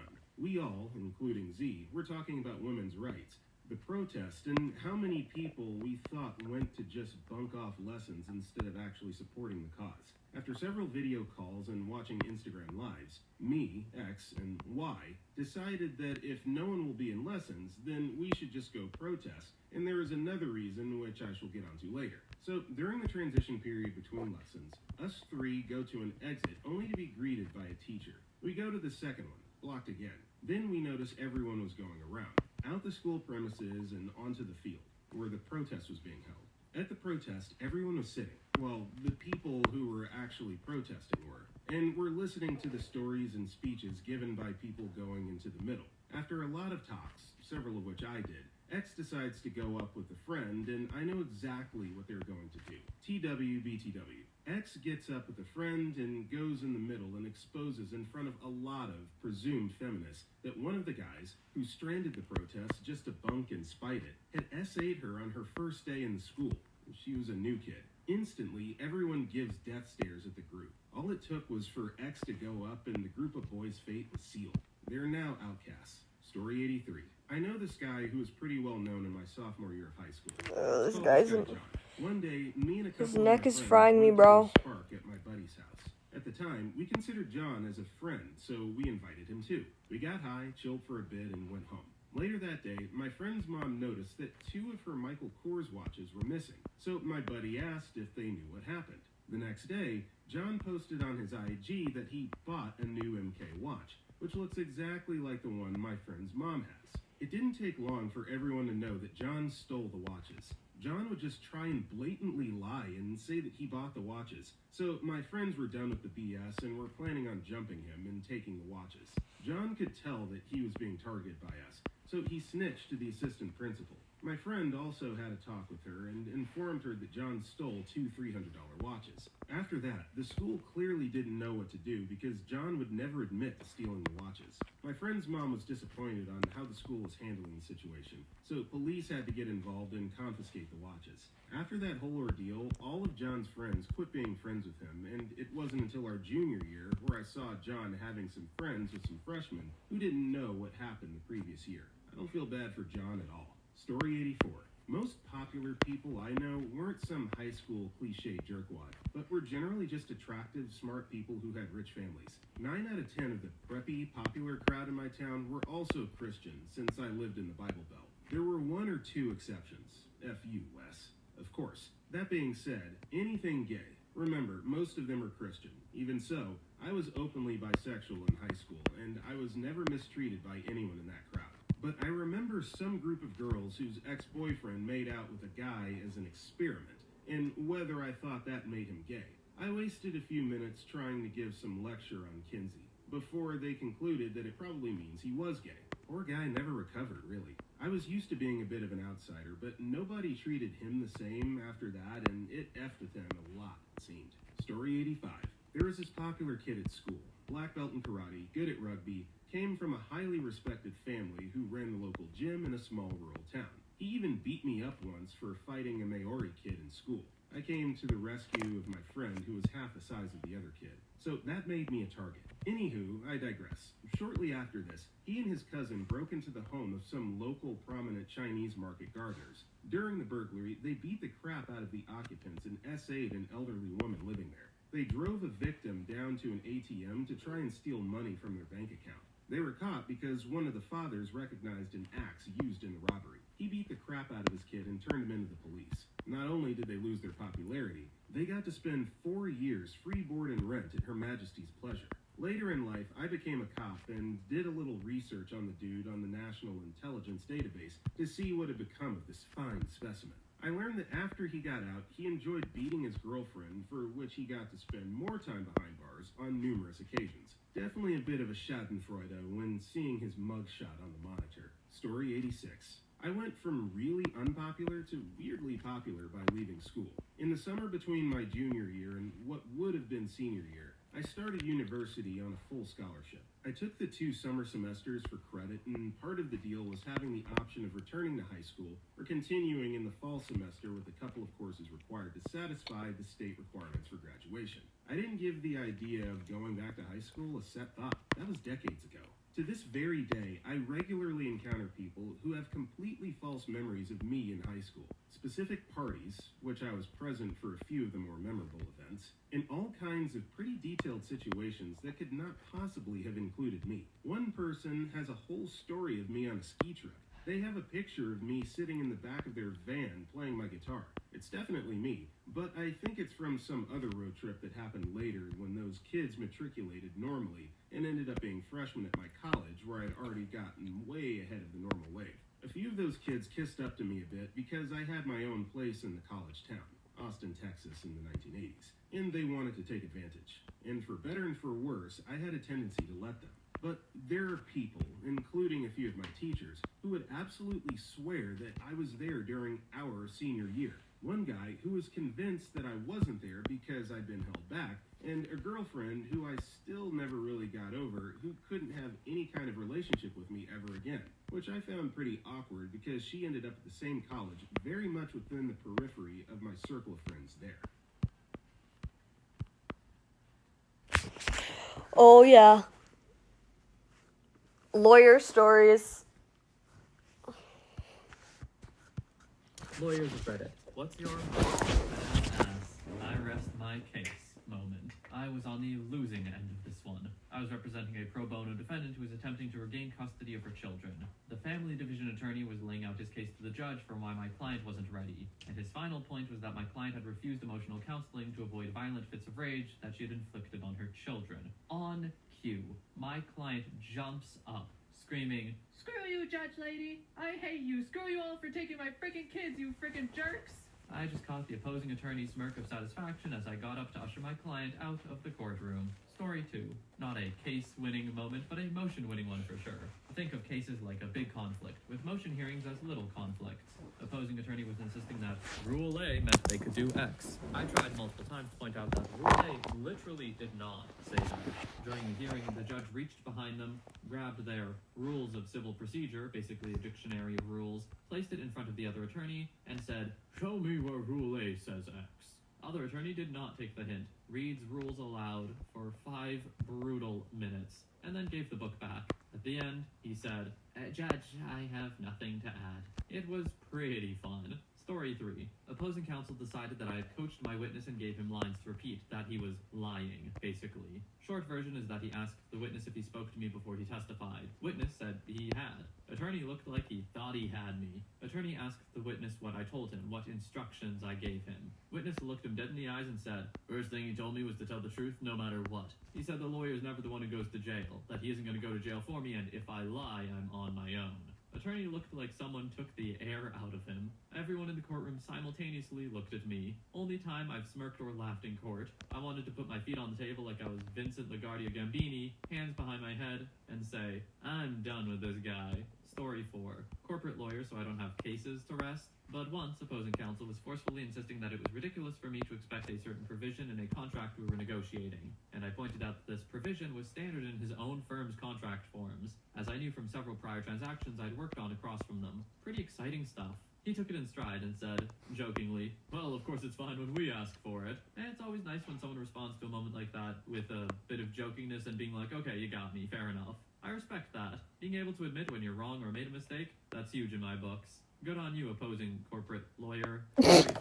I represented a company that was sued for a breach of contract by a former independent contractor. Dude basically alleged my client wasn't paying him correctly in accordance with contract. During his deposition, Dude admits that he never reviewed any documents to make sure his allegations were true, never reviewed his complaint before filing it to make sure the allegations in it were true, and had no idea whether or not my client actually failed to pay him in accordance with the contract. Basically, he tells me that he was suing my client because he didn't think their agreement was fair, even though he agreed to the terms when he signed it. The kicker is that he admitted he owed my client money.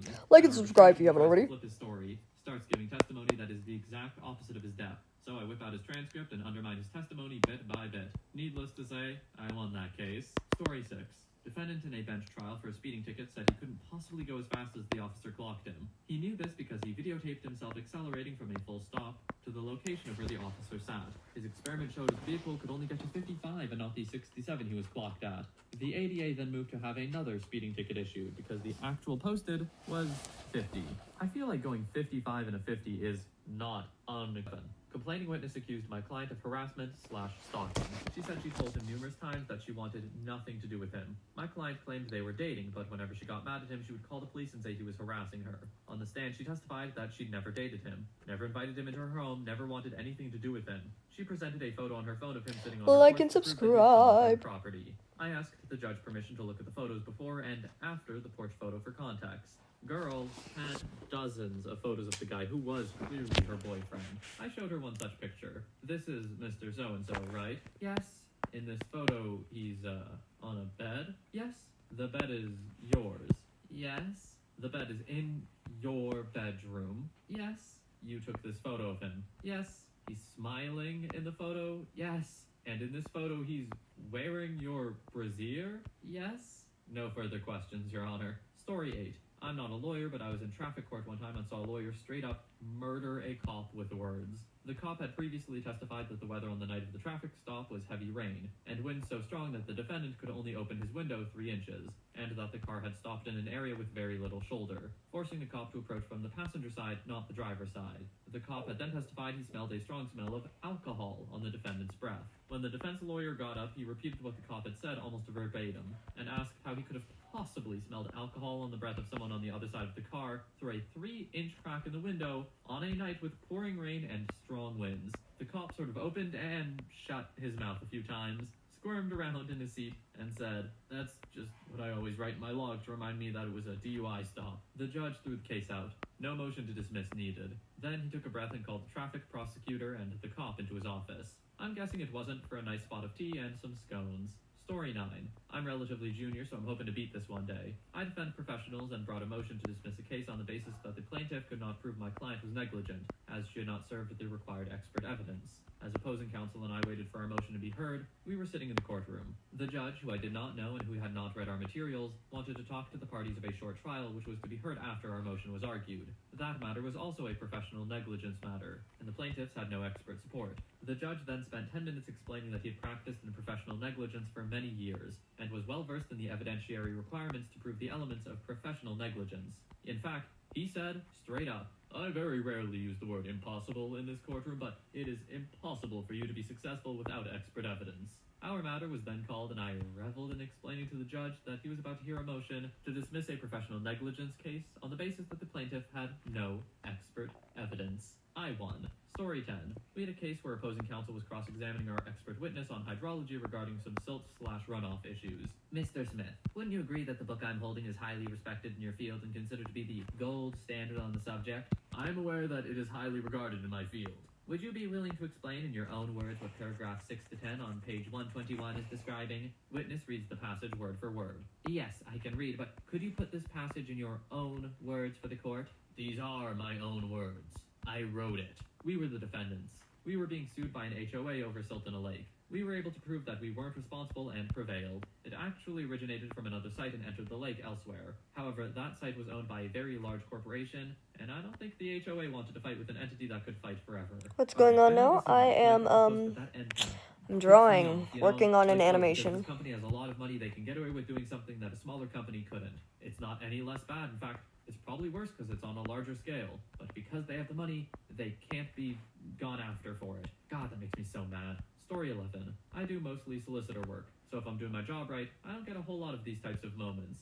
That being said, I had a longtime client who was being sued, and I got to shut down the guy suing him in a very satisfying way. So my client had hired a guy who we'll call Kevin, basically as a right-hand man for his company. The employment contract wasn't done yet, but they had an agreement that Kevin would work 6 weeks at a lower wage and then sign the contract and get the agreed-upon wage. So the guy works decently for 5 weeks and then is given the contract to sign. He comes back to the owner, my client, and says that he has some small changes he would like to make. When the owner gets the contract back, he finds the small changes involve removing the duties and responsibilities section, basically the job description, and the non-compete/confidentiality clause. Not only that, but he has written in a higher salary than agreed, and added a bunch of new benefits for himself. Obviously, my client tells him that he can either sign the contract as it was originally laid out, or find himself another job. He takes the latter, but he starts a lawsuit against the owner wanting to be paid for the 6 weeks he was supposed to work, which had already been paid, by the way, as well as 2 weeks in lieu of notice and 5 weeks vacation pay. I got the enjoyable job of telling Kevin in front of a judge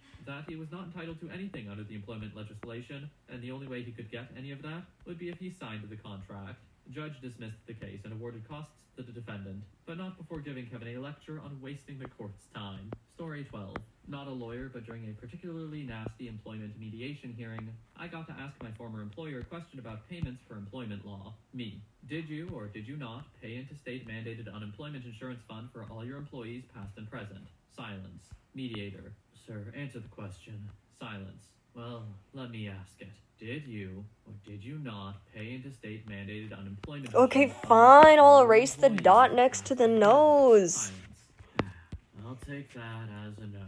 Story 13. As a young attorney, I had stated a claim that an insurance company was dragging out a case in bad faith, in hopes that my elderly client would die before they had to pay him. Oh. I was requesting that the trial date would be given priority due to my client's advanced age. The judge was no spring chicken himself, and seemed skeptical when he asked exactly how old my client was, maybe thinking he was in his 70s and must merely seem ancient to a baby lawyer like me. When I responded my client was 92, and the case had already gone on for 5 years, the judge was visibly shocked, and immediately granted my motion for priority, shutting down the insurance company's attorney's attempt to respond. They wrote us a check for $1 million next week. Story 14. It wasn't at trial, though we had one of those, and I won it easily. Just always stuck with me because of how clearly the law supported my position to the point that it was inarguable otherwise, and also because of how ridiculous the claim of monetary damages was. So, guy moved out of his apartment, turned in his keys, and then came back 15 days later demanding access, because he wanted to retrieve belongings that he left behind, which at that point had been trashed. It was just some minor furniture type stuff. Lampshade is the only thing I clearly remember, as well as a box of his college notebooks. Notes he took during class. He is furious. Sues the landlord in small claims for $5,000 state maximum, because his notebooks have huge value apparently. They hire me and I respond, which moves the case out of small claims. I know Oh, this isn't the yeah. case for every state, but our rule is better than yours. Anyway, Oh, moving heck on. yeah. This puts him at a huge disadvantage, because now he can't rely on the lax rules of small claims, so he goes out and hires a lawyer. The lawyer calls me and tries to talk settlement. I know her pretty well, so I wasn't rude or anything, but I kind of scoffed and was like, no, that won't be happening, and directed her attention to a particular state statute and then read it out loud to her. The statute, unlike everything else in the law, isn't overly long or wordy or hard to follow. It just says bluntly that when someone actually moves out and gives notice of this, items left after 10 days are abandoned. Period. End of story. I could feel her deflate on the phone and encouraged her to dismiss the suit. She didn't. We proceeded to a short bench trial in district court that we won. Yep, well, it's pretty cut and dry, huh? That must be a really satisfying moment for a lawyer, just to be like, yep, I got you, dead to rights, there's literally nothing you could say. Poor other lawyer. Story 15. I have two that I like to share. I'll apologize up front for the length of my response. The first involved a lawsuit against the owner of a Mexican restaurant for not paying his employees and keeping the waiters' tips. He was just an all-around terrible guy. He created these fake handwritten schedules and payroll records going back years to try and prove that his employees didn't work but a few hours each week, and were paid for what they did work. It was difficult to prove they were fakes, but we managed to trap him during deposition. I made the guy go through random bits of his work schedule and asked him to confirm they were correct. We did a random week in February, March, April, and then we got to May. So, here in early May, you had 2 servers working every night. 1 hostess, 1 bartender, and 2 cooks as well? Yes. And that didn't fluctuate. You didn't have a need for extra staff on, say, weekend nights? No. It was very steady no matter the day. What about on this Wednesday? How many staff did you need? Just the 2 servers, my hostess, the bartender, and 2 cooks, the same as every other night. And, if you'd indulge me, what date are we looking at? May 5th.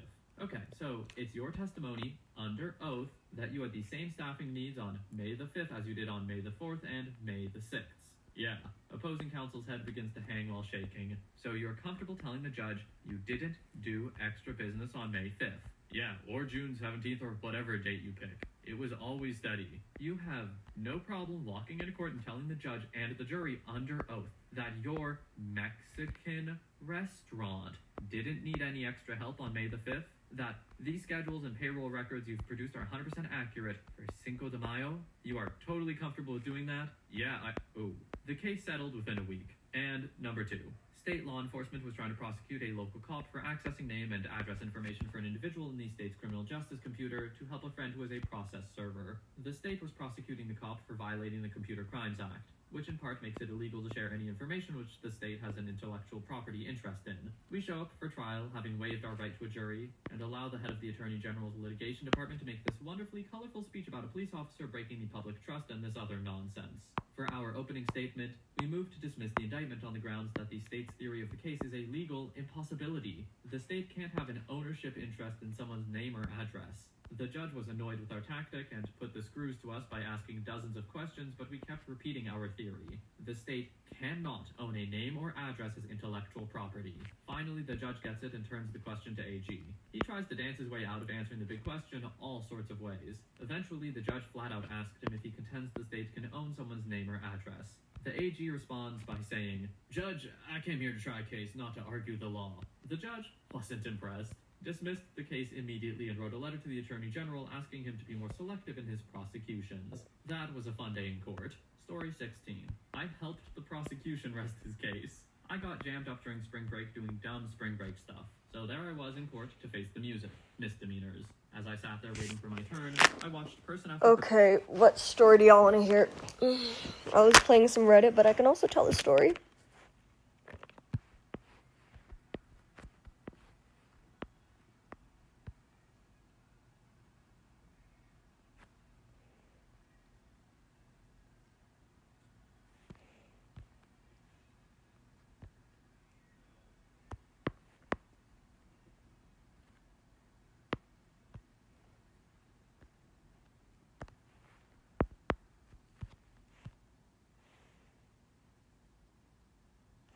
Okay, let's see.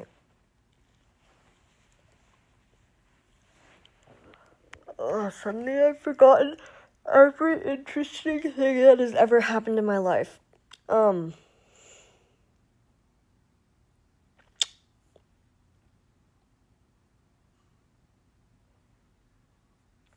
Okay, I'll tell a story from Anime Expo.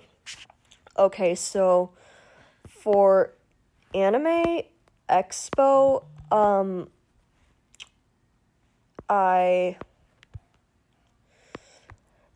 it was my first time going this year, and I got dropped off, like, in one of the parking lots, and I was trying to, pick up my badge, because I didn't get it shipped to me.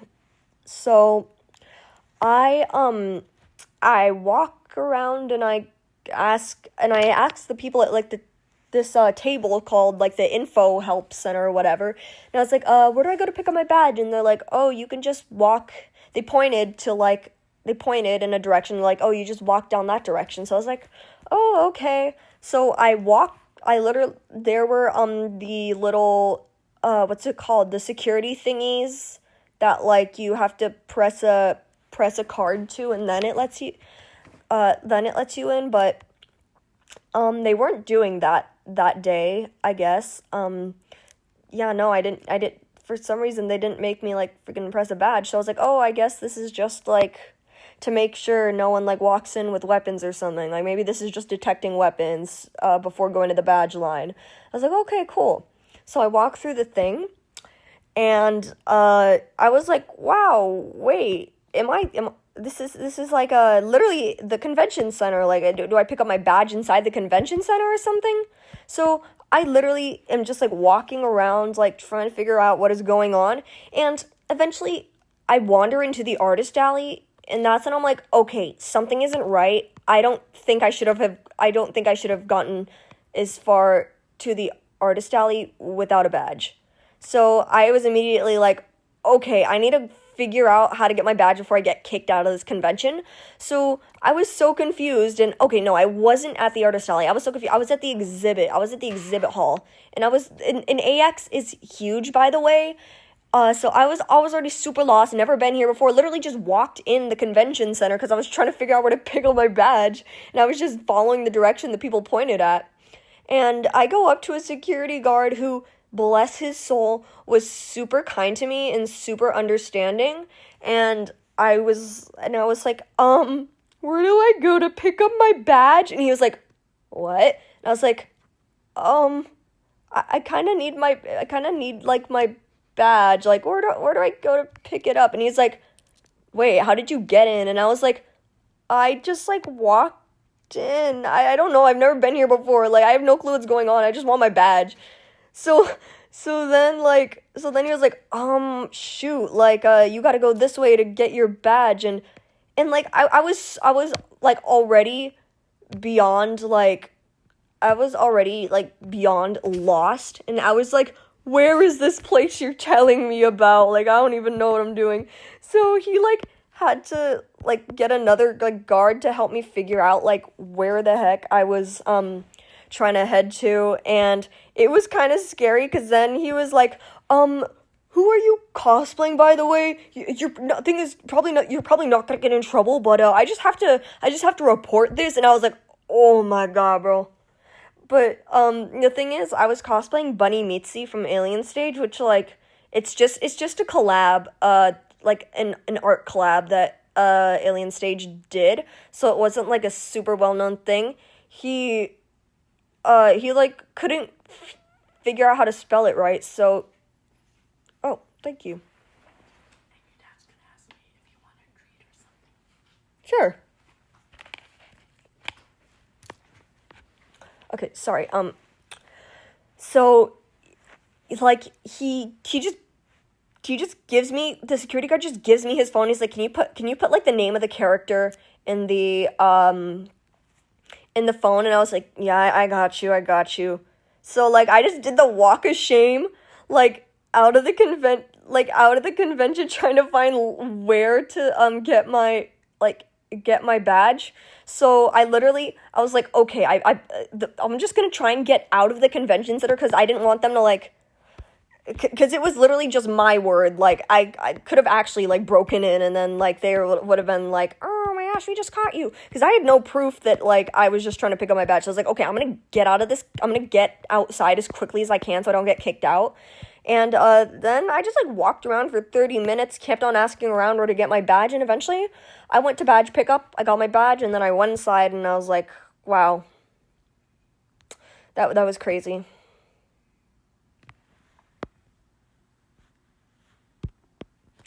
That happened this weekend. I'm trying to think of, like, other stories.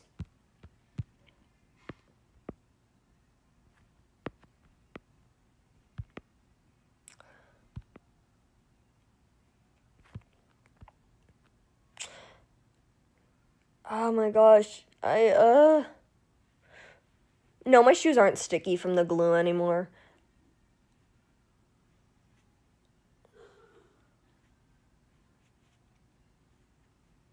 Let me see. I probably have more crazy stories from Anime Expo.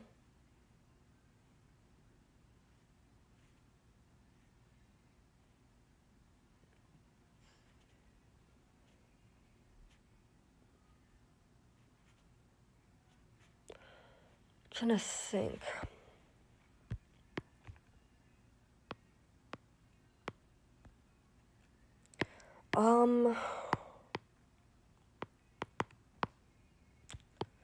Let's see.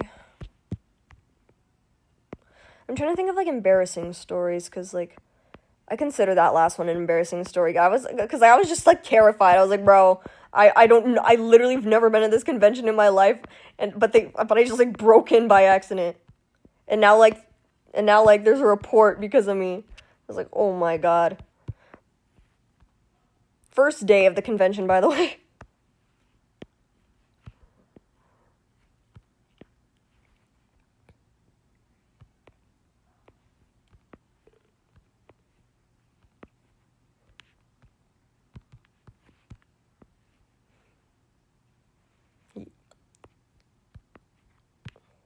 Trying to think.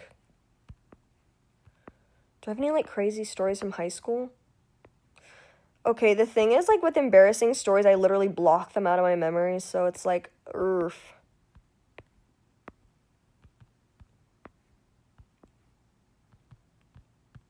Oh, well, I'll talk about something while I think of another story.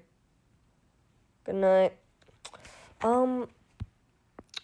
I brought a pointer finger, like the teacher pointer finger sticks with me to the convention for an Ace Attorney cosplay because it's like it looked like the objection like sign. But the thing is, after the Ace Attorney meetup, me and some of the other people, like after we all took cosplay photos and stuff together, we split up. And me and two others went to the artist alley. And at the artist alley, it was super crowded this year because there's construction going on at the Los Angeles Convention Center, and the artist alley halls were super crowded that day.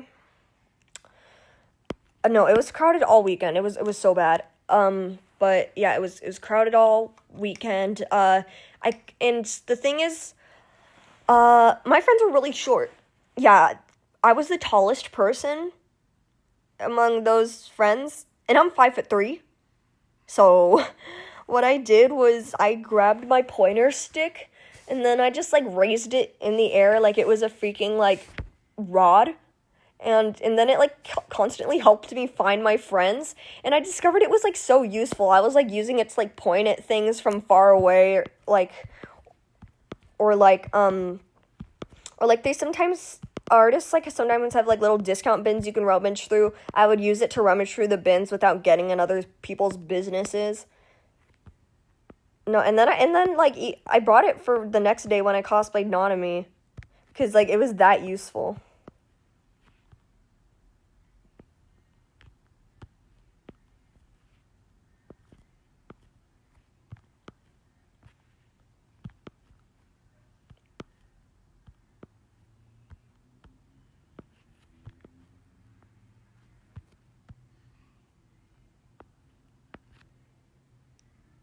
Yeah, you can share a story, yo. If you type it in the chat, I'll read it out loud.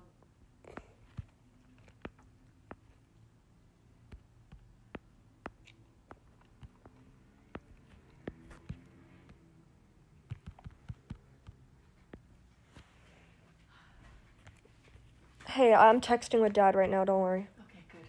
Do you want to switch, or do you want a charger for your phone? It's very, very low battery. My phone's at 58.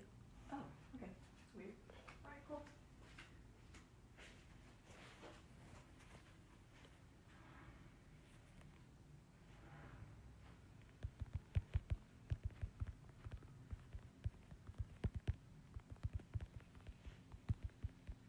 Okay, massive paragraph incoming.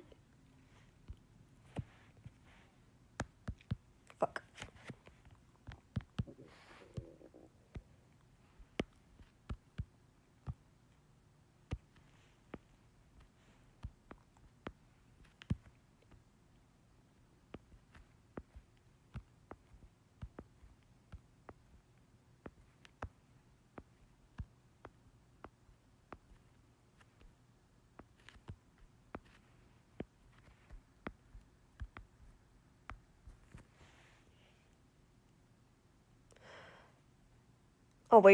I'll wait to read it until the entire story is like posted, so that way.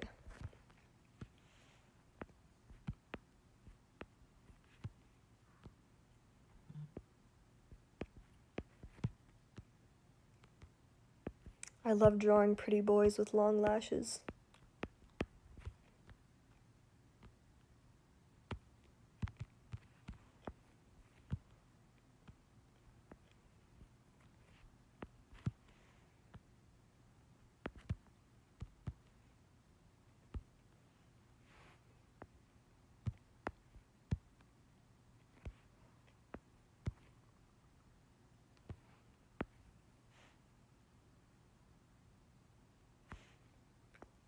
Also, type in the chat, like, when the story is over, because, like, I'm not sure. Because I wasn't there, so.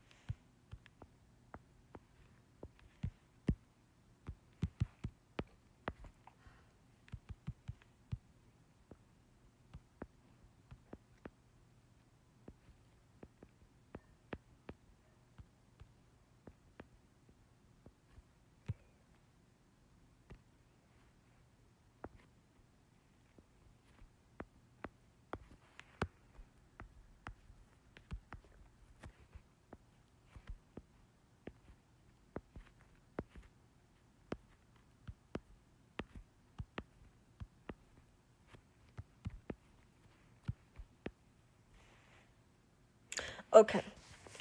So I was on the massive track talking with 3 friends, and then, like, on the kindergartner side, there was a girl versus boys capture the flag game, so I offered to join. The 2 girls said, "Come play with us." Yes. So me and my friend joined them, and then one of them gets beat. Then all of a sudden, I turn around, and one of the kids is getting beaten up. So then, like, right after that, they got up and acted normal like nothing happened, then continue playing. So our main characters are E and M. So randomly 20 kids appeared, grabbed my limbs, and then grabbed M's limbs, and then threw him down, then stomped on him. I watched in shock as E and his friends jumped M. I got some other friends and brought them to the scene, and they sorted the situation. They're kindergartners, by the way. Honestly, the most normal thing in elementary and middle school, bro. I think middle school is, like, the worst thing that can happen to a child's development.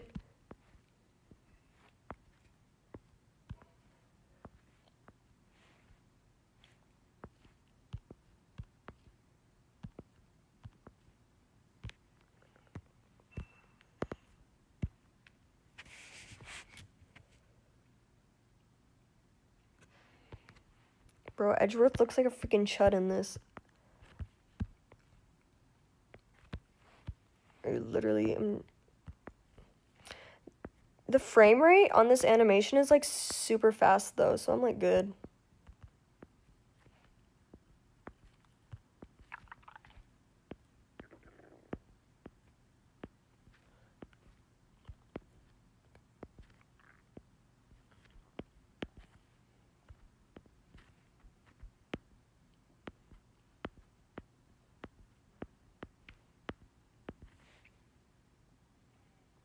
Three apples tall.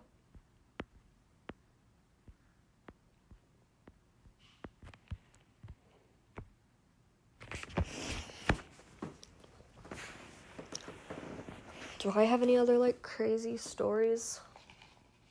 Like, eat my chicken? I'm still eating chicken, bro.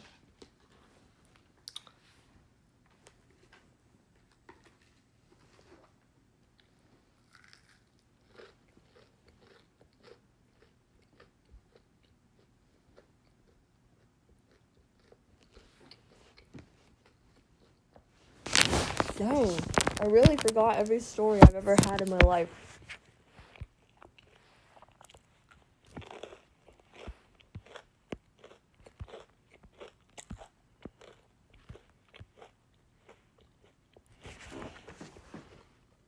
I'm gonna turn Reddit back on because this guy has more entertaining stories than me.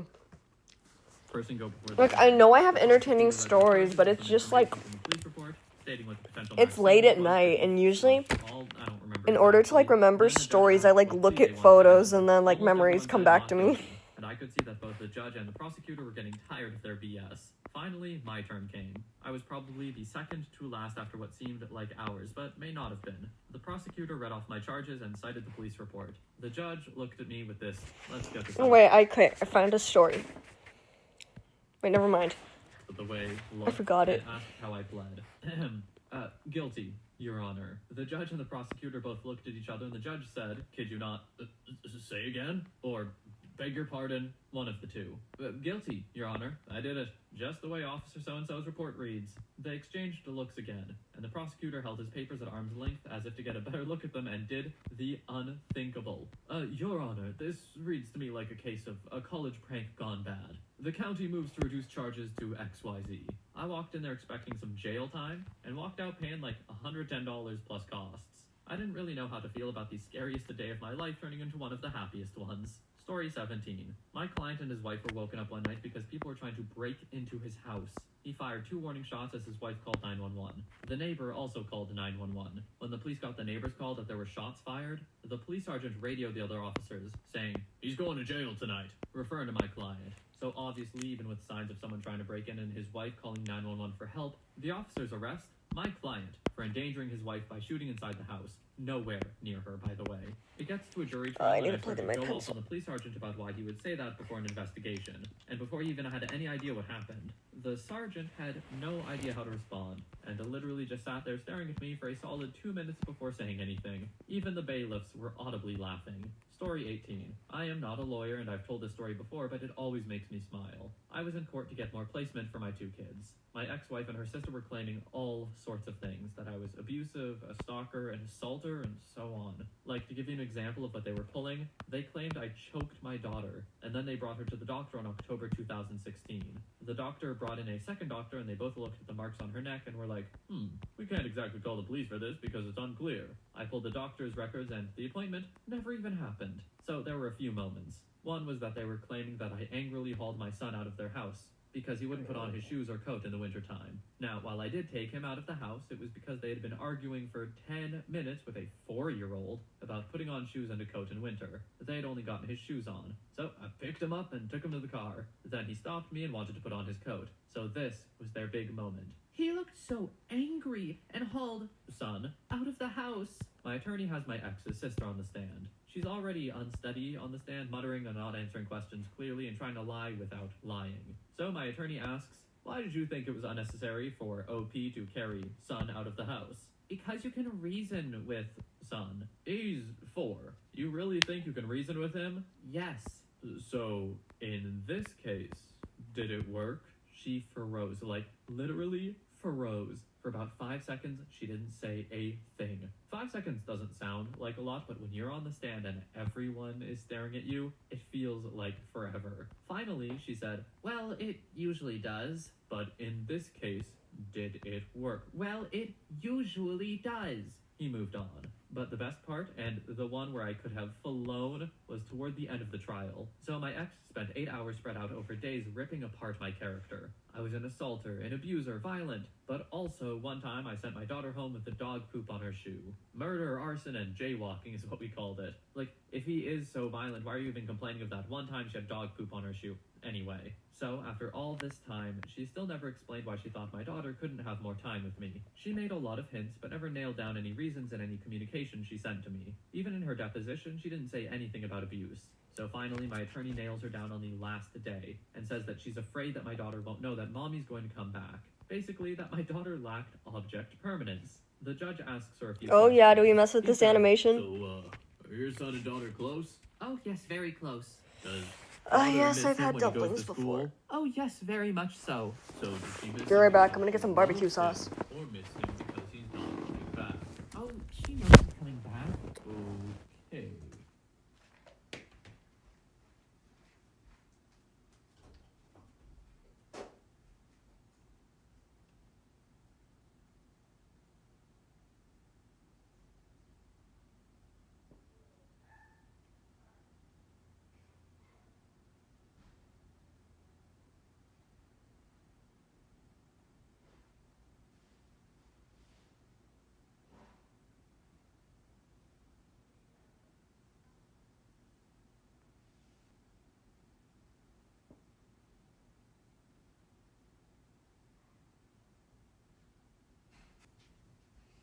Dude, being an artist is like such a... It's like being an artist is such a crazy feeling because it's like, man, I'm actually... Wait, fuck, I never got barbecue sauce. I got distracted. Be right back.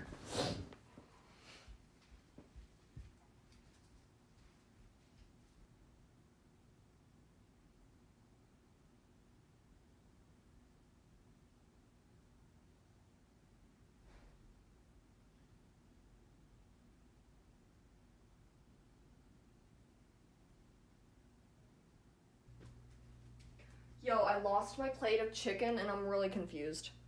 Yeah, I lost my plate. Being an artist is like a freelance artist for work is like such a weird feeling because it's like I know that I'm like quite literally like working right now. I'm making content, you know, and it's going good. You know, I'm actively gaining like a following and everything's going according to plan, but it's just like I can't help but like feel like a lazy chud because, well, it's mostly because I don't drive and, you know, maybe I'd feel more productive if I like went to cafes and like drew and like felt like I was like going outside, but no, I just kind of like bum around and draw all day, which, you know, it's in the description, but it's still like...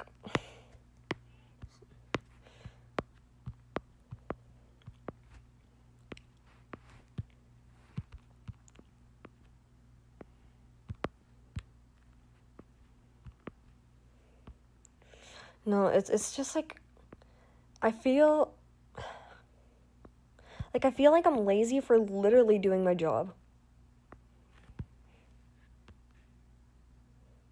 I'm quite literally like investing in my future with YouTube because if I'm able to like make some money, like start like monetizing, then I'll be able like to have fallback for college and stuff.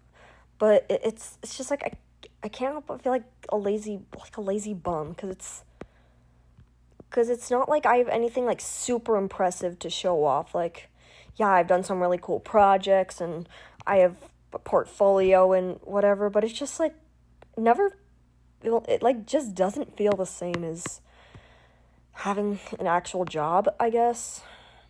Like, not that it isn't an actual job, but it's like it's like sometimes like a lot of the times like it's like a lot of pressure because it feels like, you know, it's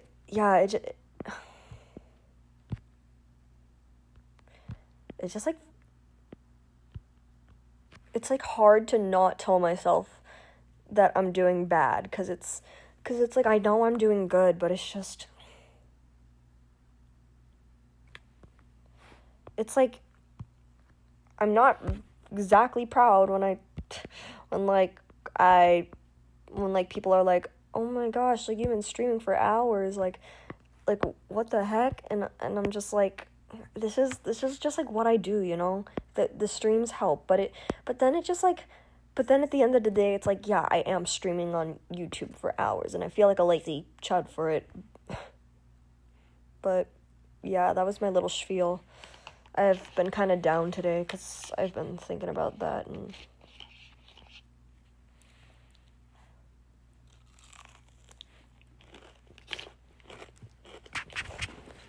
Anyways, that's enough for my sob story. In the span of a minute, the torpedoed her entire argument. Her attorney saw it right away, but she didn't. They tried flailing around in the closing arguments, but it was all over. And I got more time with my children. Story 19. Two high school kids spend their day absolutely annoying the hell out of each other. So they decide to drive to a fast food restaurant to fight. They park, get out, immediately approach, and swing. Kid A connects the first blow squarely and solidly across Kid B and instantly drops him. The whole fight was one punch with a total elapsed time of a few seconds. The restaurant is sued for failure to protect its patrons. The case is weak. Unfortunately, Kid B hit the pavement hard, and employees testifying about the large crowds building up after school. The plaintiff attorney aimed to prove that the restaurant had a reasonable expectation of trouble, and should have had armed guards in the parking lot. At best, their witnesses wildly exaggerating to the point of perjury. Their credibility was shaky in the beginning, being highly disgruntled for being fired. We had a list of witnesses ready to refute their claims. At trial, the plaintiff attorney presented first. He spent a long time building up the bad blood between the kids, the serious damage of Kid B, and his potential earning capacity. A lot of foundation work to build sympathy for his client. We break for lunch on day 2, after which it would be the defense presentation. As we were walking through where we were and how we should proceed, No, we yeah, 'cause realized it's like- the restaurant was not It's like really not open even at all. like Plaintiff held I'm back his bad at star art. It's more witnesses just to present like the defense how presentation successful in can I one really get? So when we reconvened, 'Cause defense rests, art Your Honor. isn't The like plaintiff attorney my fell like out of his chair, dream leaving career. us Like frantically for me, shuffling it's papers on working in the table and theater stammering. industry. The judge Um, says, I take it you'll But need a this few is minutes just for your like close. the best After way I that know break, right now for me to plaintiff's make attorney gave money one on of the the side, worst closing 'cause remarks I've ever like I heard. kind of discovered that people Kid B like what I had draw, said and I'm like, okay, today, well I can take that and run with it. Restaurant 0. Story 20. I was a second-year associate, and handling my first trial. I represented the plaintiff. The defendant had an expert witness who had testified previously in about 40 similar cases. This expert came out to my client's property and did a complete BS examination. of And the another issue. thing is, His like, expert report was equally art BS. is For such those a of you who long don't know, process that it expert like testimony needs to meet a certain standard. The Daubert standard. that like as I'm never listed by able to state, like in order to be admissible. always and This guy constantly basically put produce photos like of a ruler on the results, ground a and few times to make and then a it's just like report I have to seem like be legit. the whole The partner yo in my trust the firm told me process. I otherwise, swear trying I'm to like find doing Daubert like motions right to productive court things in on my testimony life. because the case was low value, under $100,000. And those types of motions can be very complex, and didn't want to build a client for it. I was so angry about this guy being deemed an expert that I came in on a weekend on my own time and drafted a 20-page motion to strike his testimony. I didn't build a client a dime. The client didn't file a response to my Daubert motion to strike. Instead, they waited until right before the expert was set to testify. He had been sitting in court racking up fees for 2 full days beforehand. The judge had the jury leave the room, put the expert on the stand, and allowed the defendant to do a direct examination of their expert. The defendant's attorney, not taking my motion seriously, had their inexperienced associate, just like me, do the examination. It was incredibly basic and didn't... No, yeah, drawing like is fun, and I'm really lucky that all of my friends are like artists. Well, most of them are, or like into art related like things like anime, media, and other things. So I'm lucky that I never really get judged by my friends because we're all in the same boat. And I even like have a friend that's like actually trying to become a professional like artist, but it's just always like, oh my god, it's like when I graduated high school, I really like wanted to just like be like, oh yeah, I'm gonna do like a complete like 360, and I'm gonna show like everyone that I'm a fire person, and it's just like, ugh.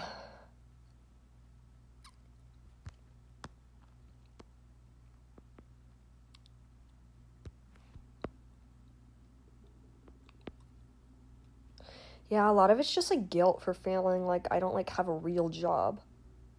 Even though like, that's the thing about freelance. It's like I can promote, but it's just like if it's like up to how well my stuff like does to like how much money I make.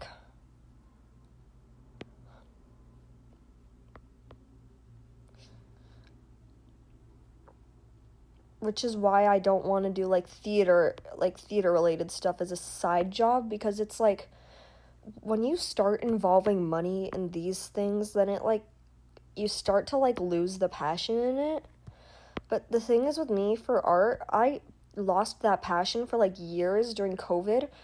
After COVID, like 8th grade to like sophomore year, I like was barely drawing, and then junior year I started drawing again like crazy. I made a YouTube because I really wanted to lock in, and I was like really on board with this whole like YouTube side hustle thing. So like I don't really think I'll ever like lose that spark, because it's like it kind of never really was there for me to begin with. It's like I love drawing, but it's not like the love of my life. So I'm kind of lucky in that sense, where I never really was like too super attached to it.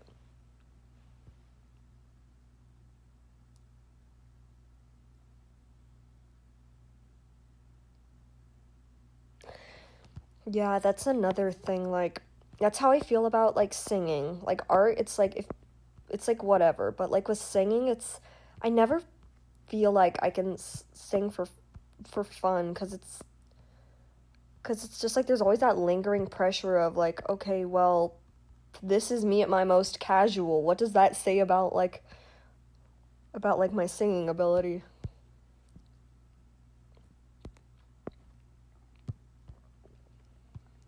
Also, this guy's face is like fucked up, bro.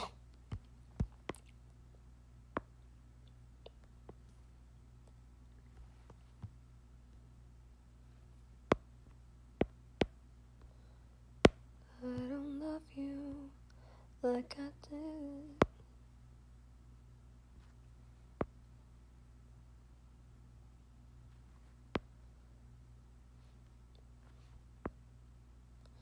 I love using the freaking square tool to to draw. It's so fun. Look at this. Oh yeah.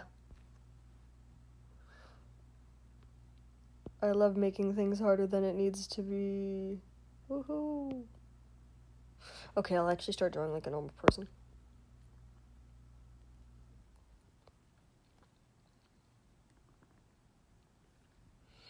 I've been working on this one animation for like months. It's crazy.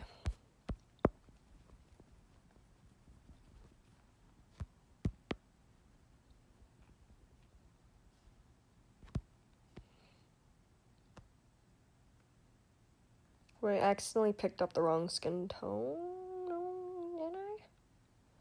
Okay, yeah. Sorry, Edgeworth, you're getting whitewashed real quick. I accidentally picked up the shadow tone. Because I was like, wait, I could have sworn this guy was like freaking pasty white.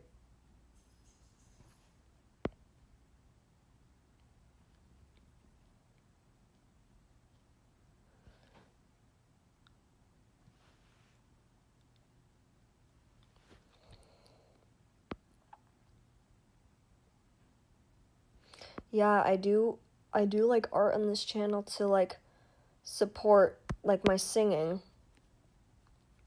But cuz I don't quite want to like bring like my whole channel to be like, you know, I kind of like having my channel be centered around art cuz it's kind of like, okay, well, now I can tell myself I have a hobby but also something I can make an income from.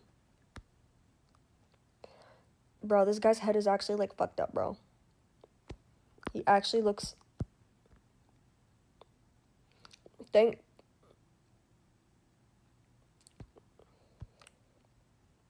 straight white man.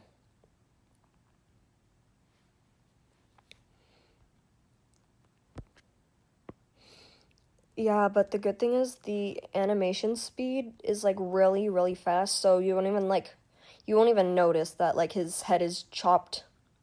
Unless you like go on the video and then you pause or something. And if also, I see that there's people viewing the video. Like and subscribe for more content.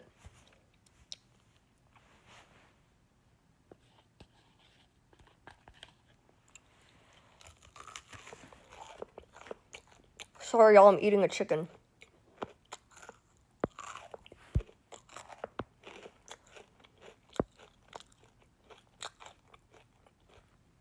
Oh yeah, I'm a genius. Look at this method.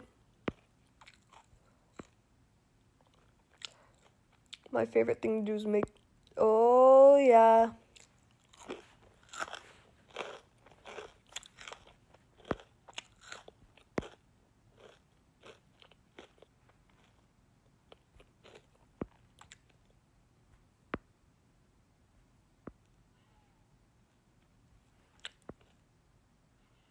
Yo, is this the most effective method or what? Oh god.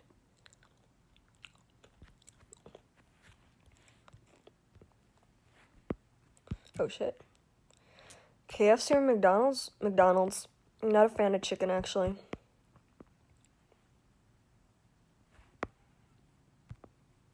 These are just like chicken nuggets though, so it's fine. But I don't really like chicken.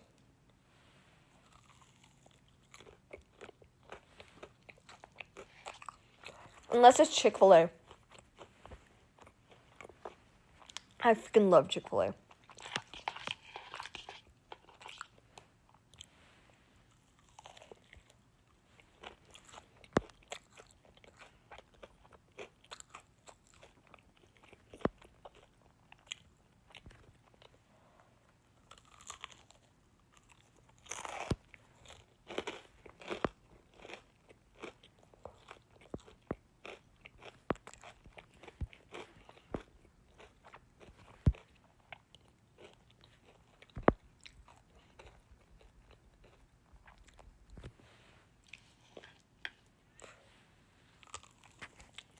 ASMR, guys, I'm sorry.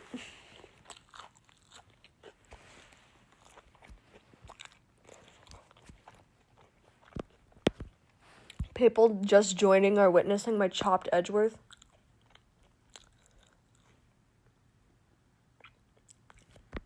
No, this day's like gone by so fast because literally been streaming all day.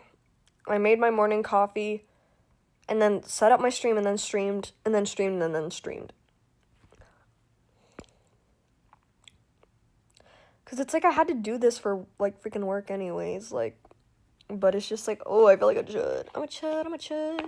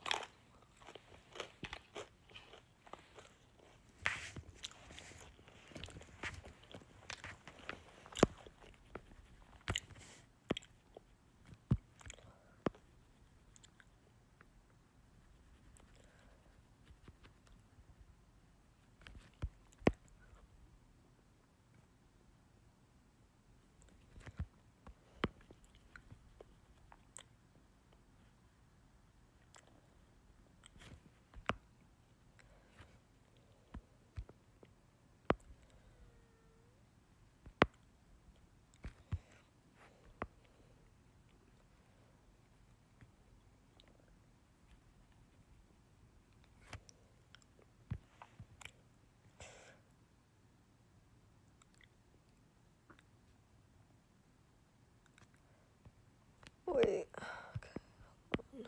Do that real quick.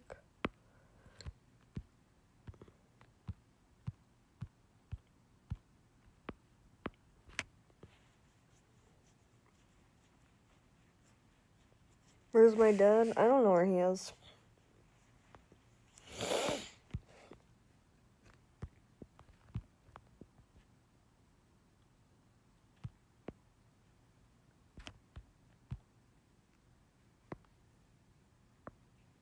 To say I don't love you like I did yesterday.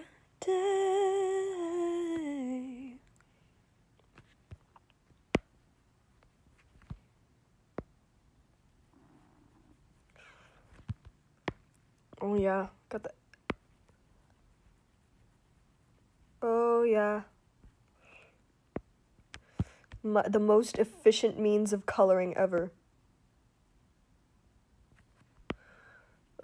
This one is a lot harder to draw than the freaking Phoenix one, because the Phoenix one was like multiple different. It was literally the same thing, but he's raising his like arm. This one, it's like he's bowing, so I have to draw so many different angles.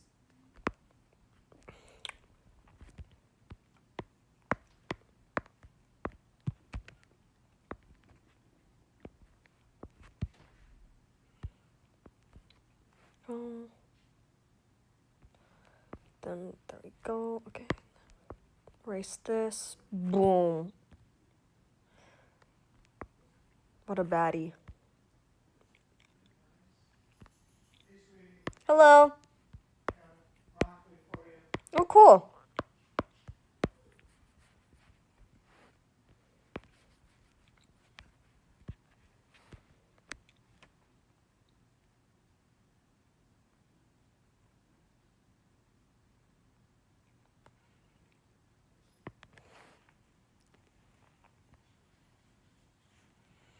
I'm a chud, I'm a chud.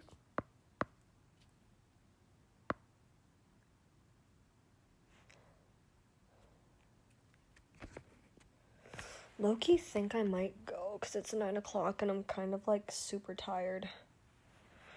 I've been streaming for forever. So I'll see you guys like later. Thank you to everyone that pulled up. I love you all. And like I said, I shall see you later. Bro, who won?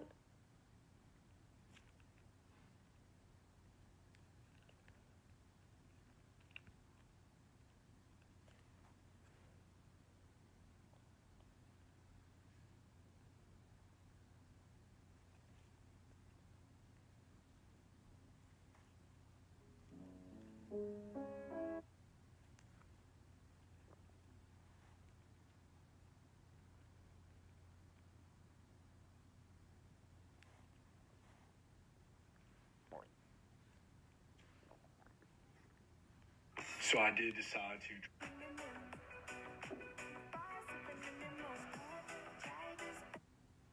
Everybody knows that shit. I can be your alright, sweetheart.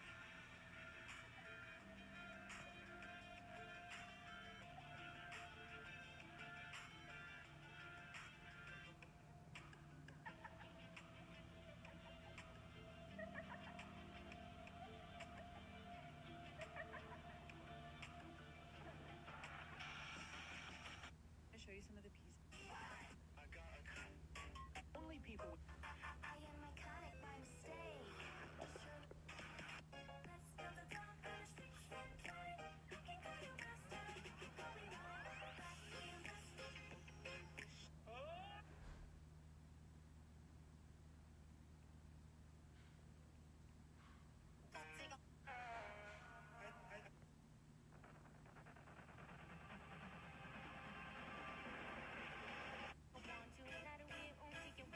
Skinny. I've said it before, but this was like a period of time where Phineas and I were very uninspired and really low self-esteem. We hadn't written one whole song for the album at all, and we'd been working for like months, and we'd made pieces of stuff, but kind of were nervous that we didn't have it in us anymore. And it was like the end of December, and Phineas and I got into not necessarily an argument, but like a very intense, long, serious conversation. I'm pretty sure that at the end of that, Phineas just got out his guitar. It was the electric guitar, and he plugged it into the speakers, and so it had that exact sound that's already on the record. I had the handheld mic, and I just started just making stuff up, and then we wrote that whole song that night, and that was a big moment for us. And it was also really special because so many of the lyrics were things that I'd been feeling and hadn't been able to see that I was even feeling or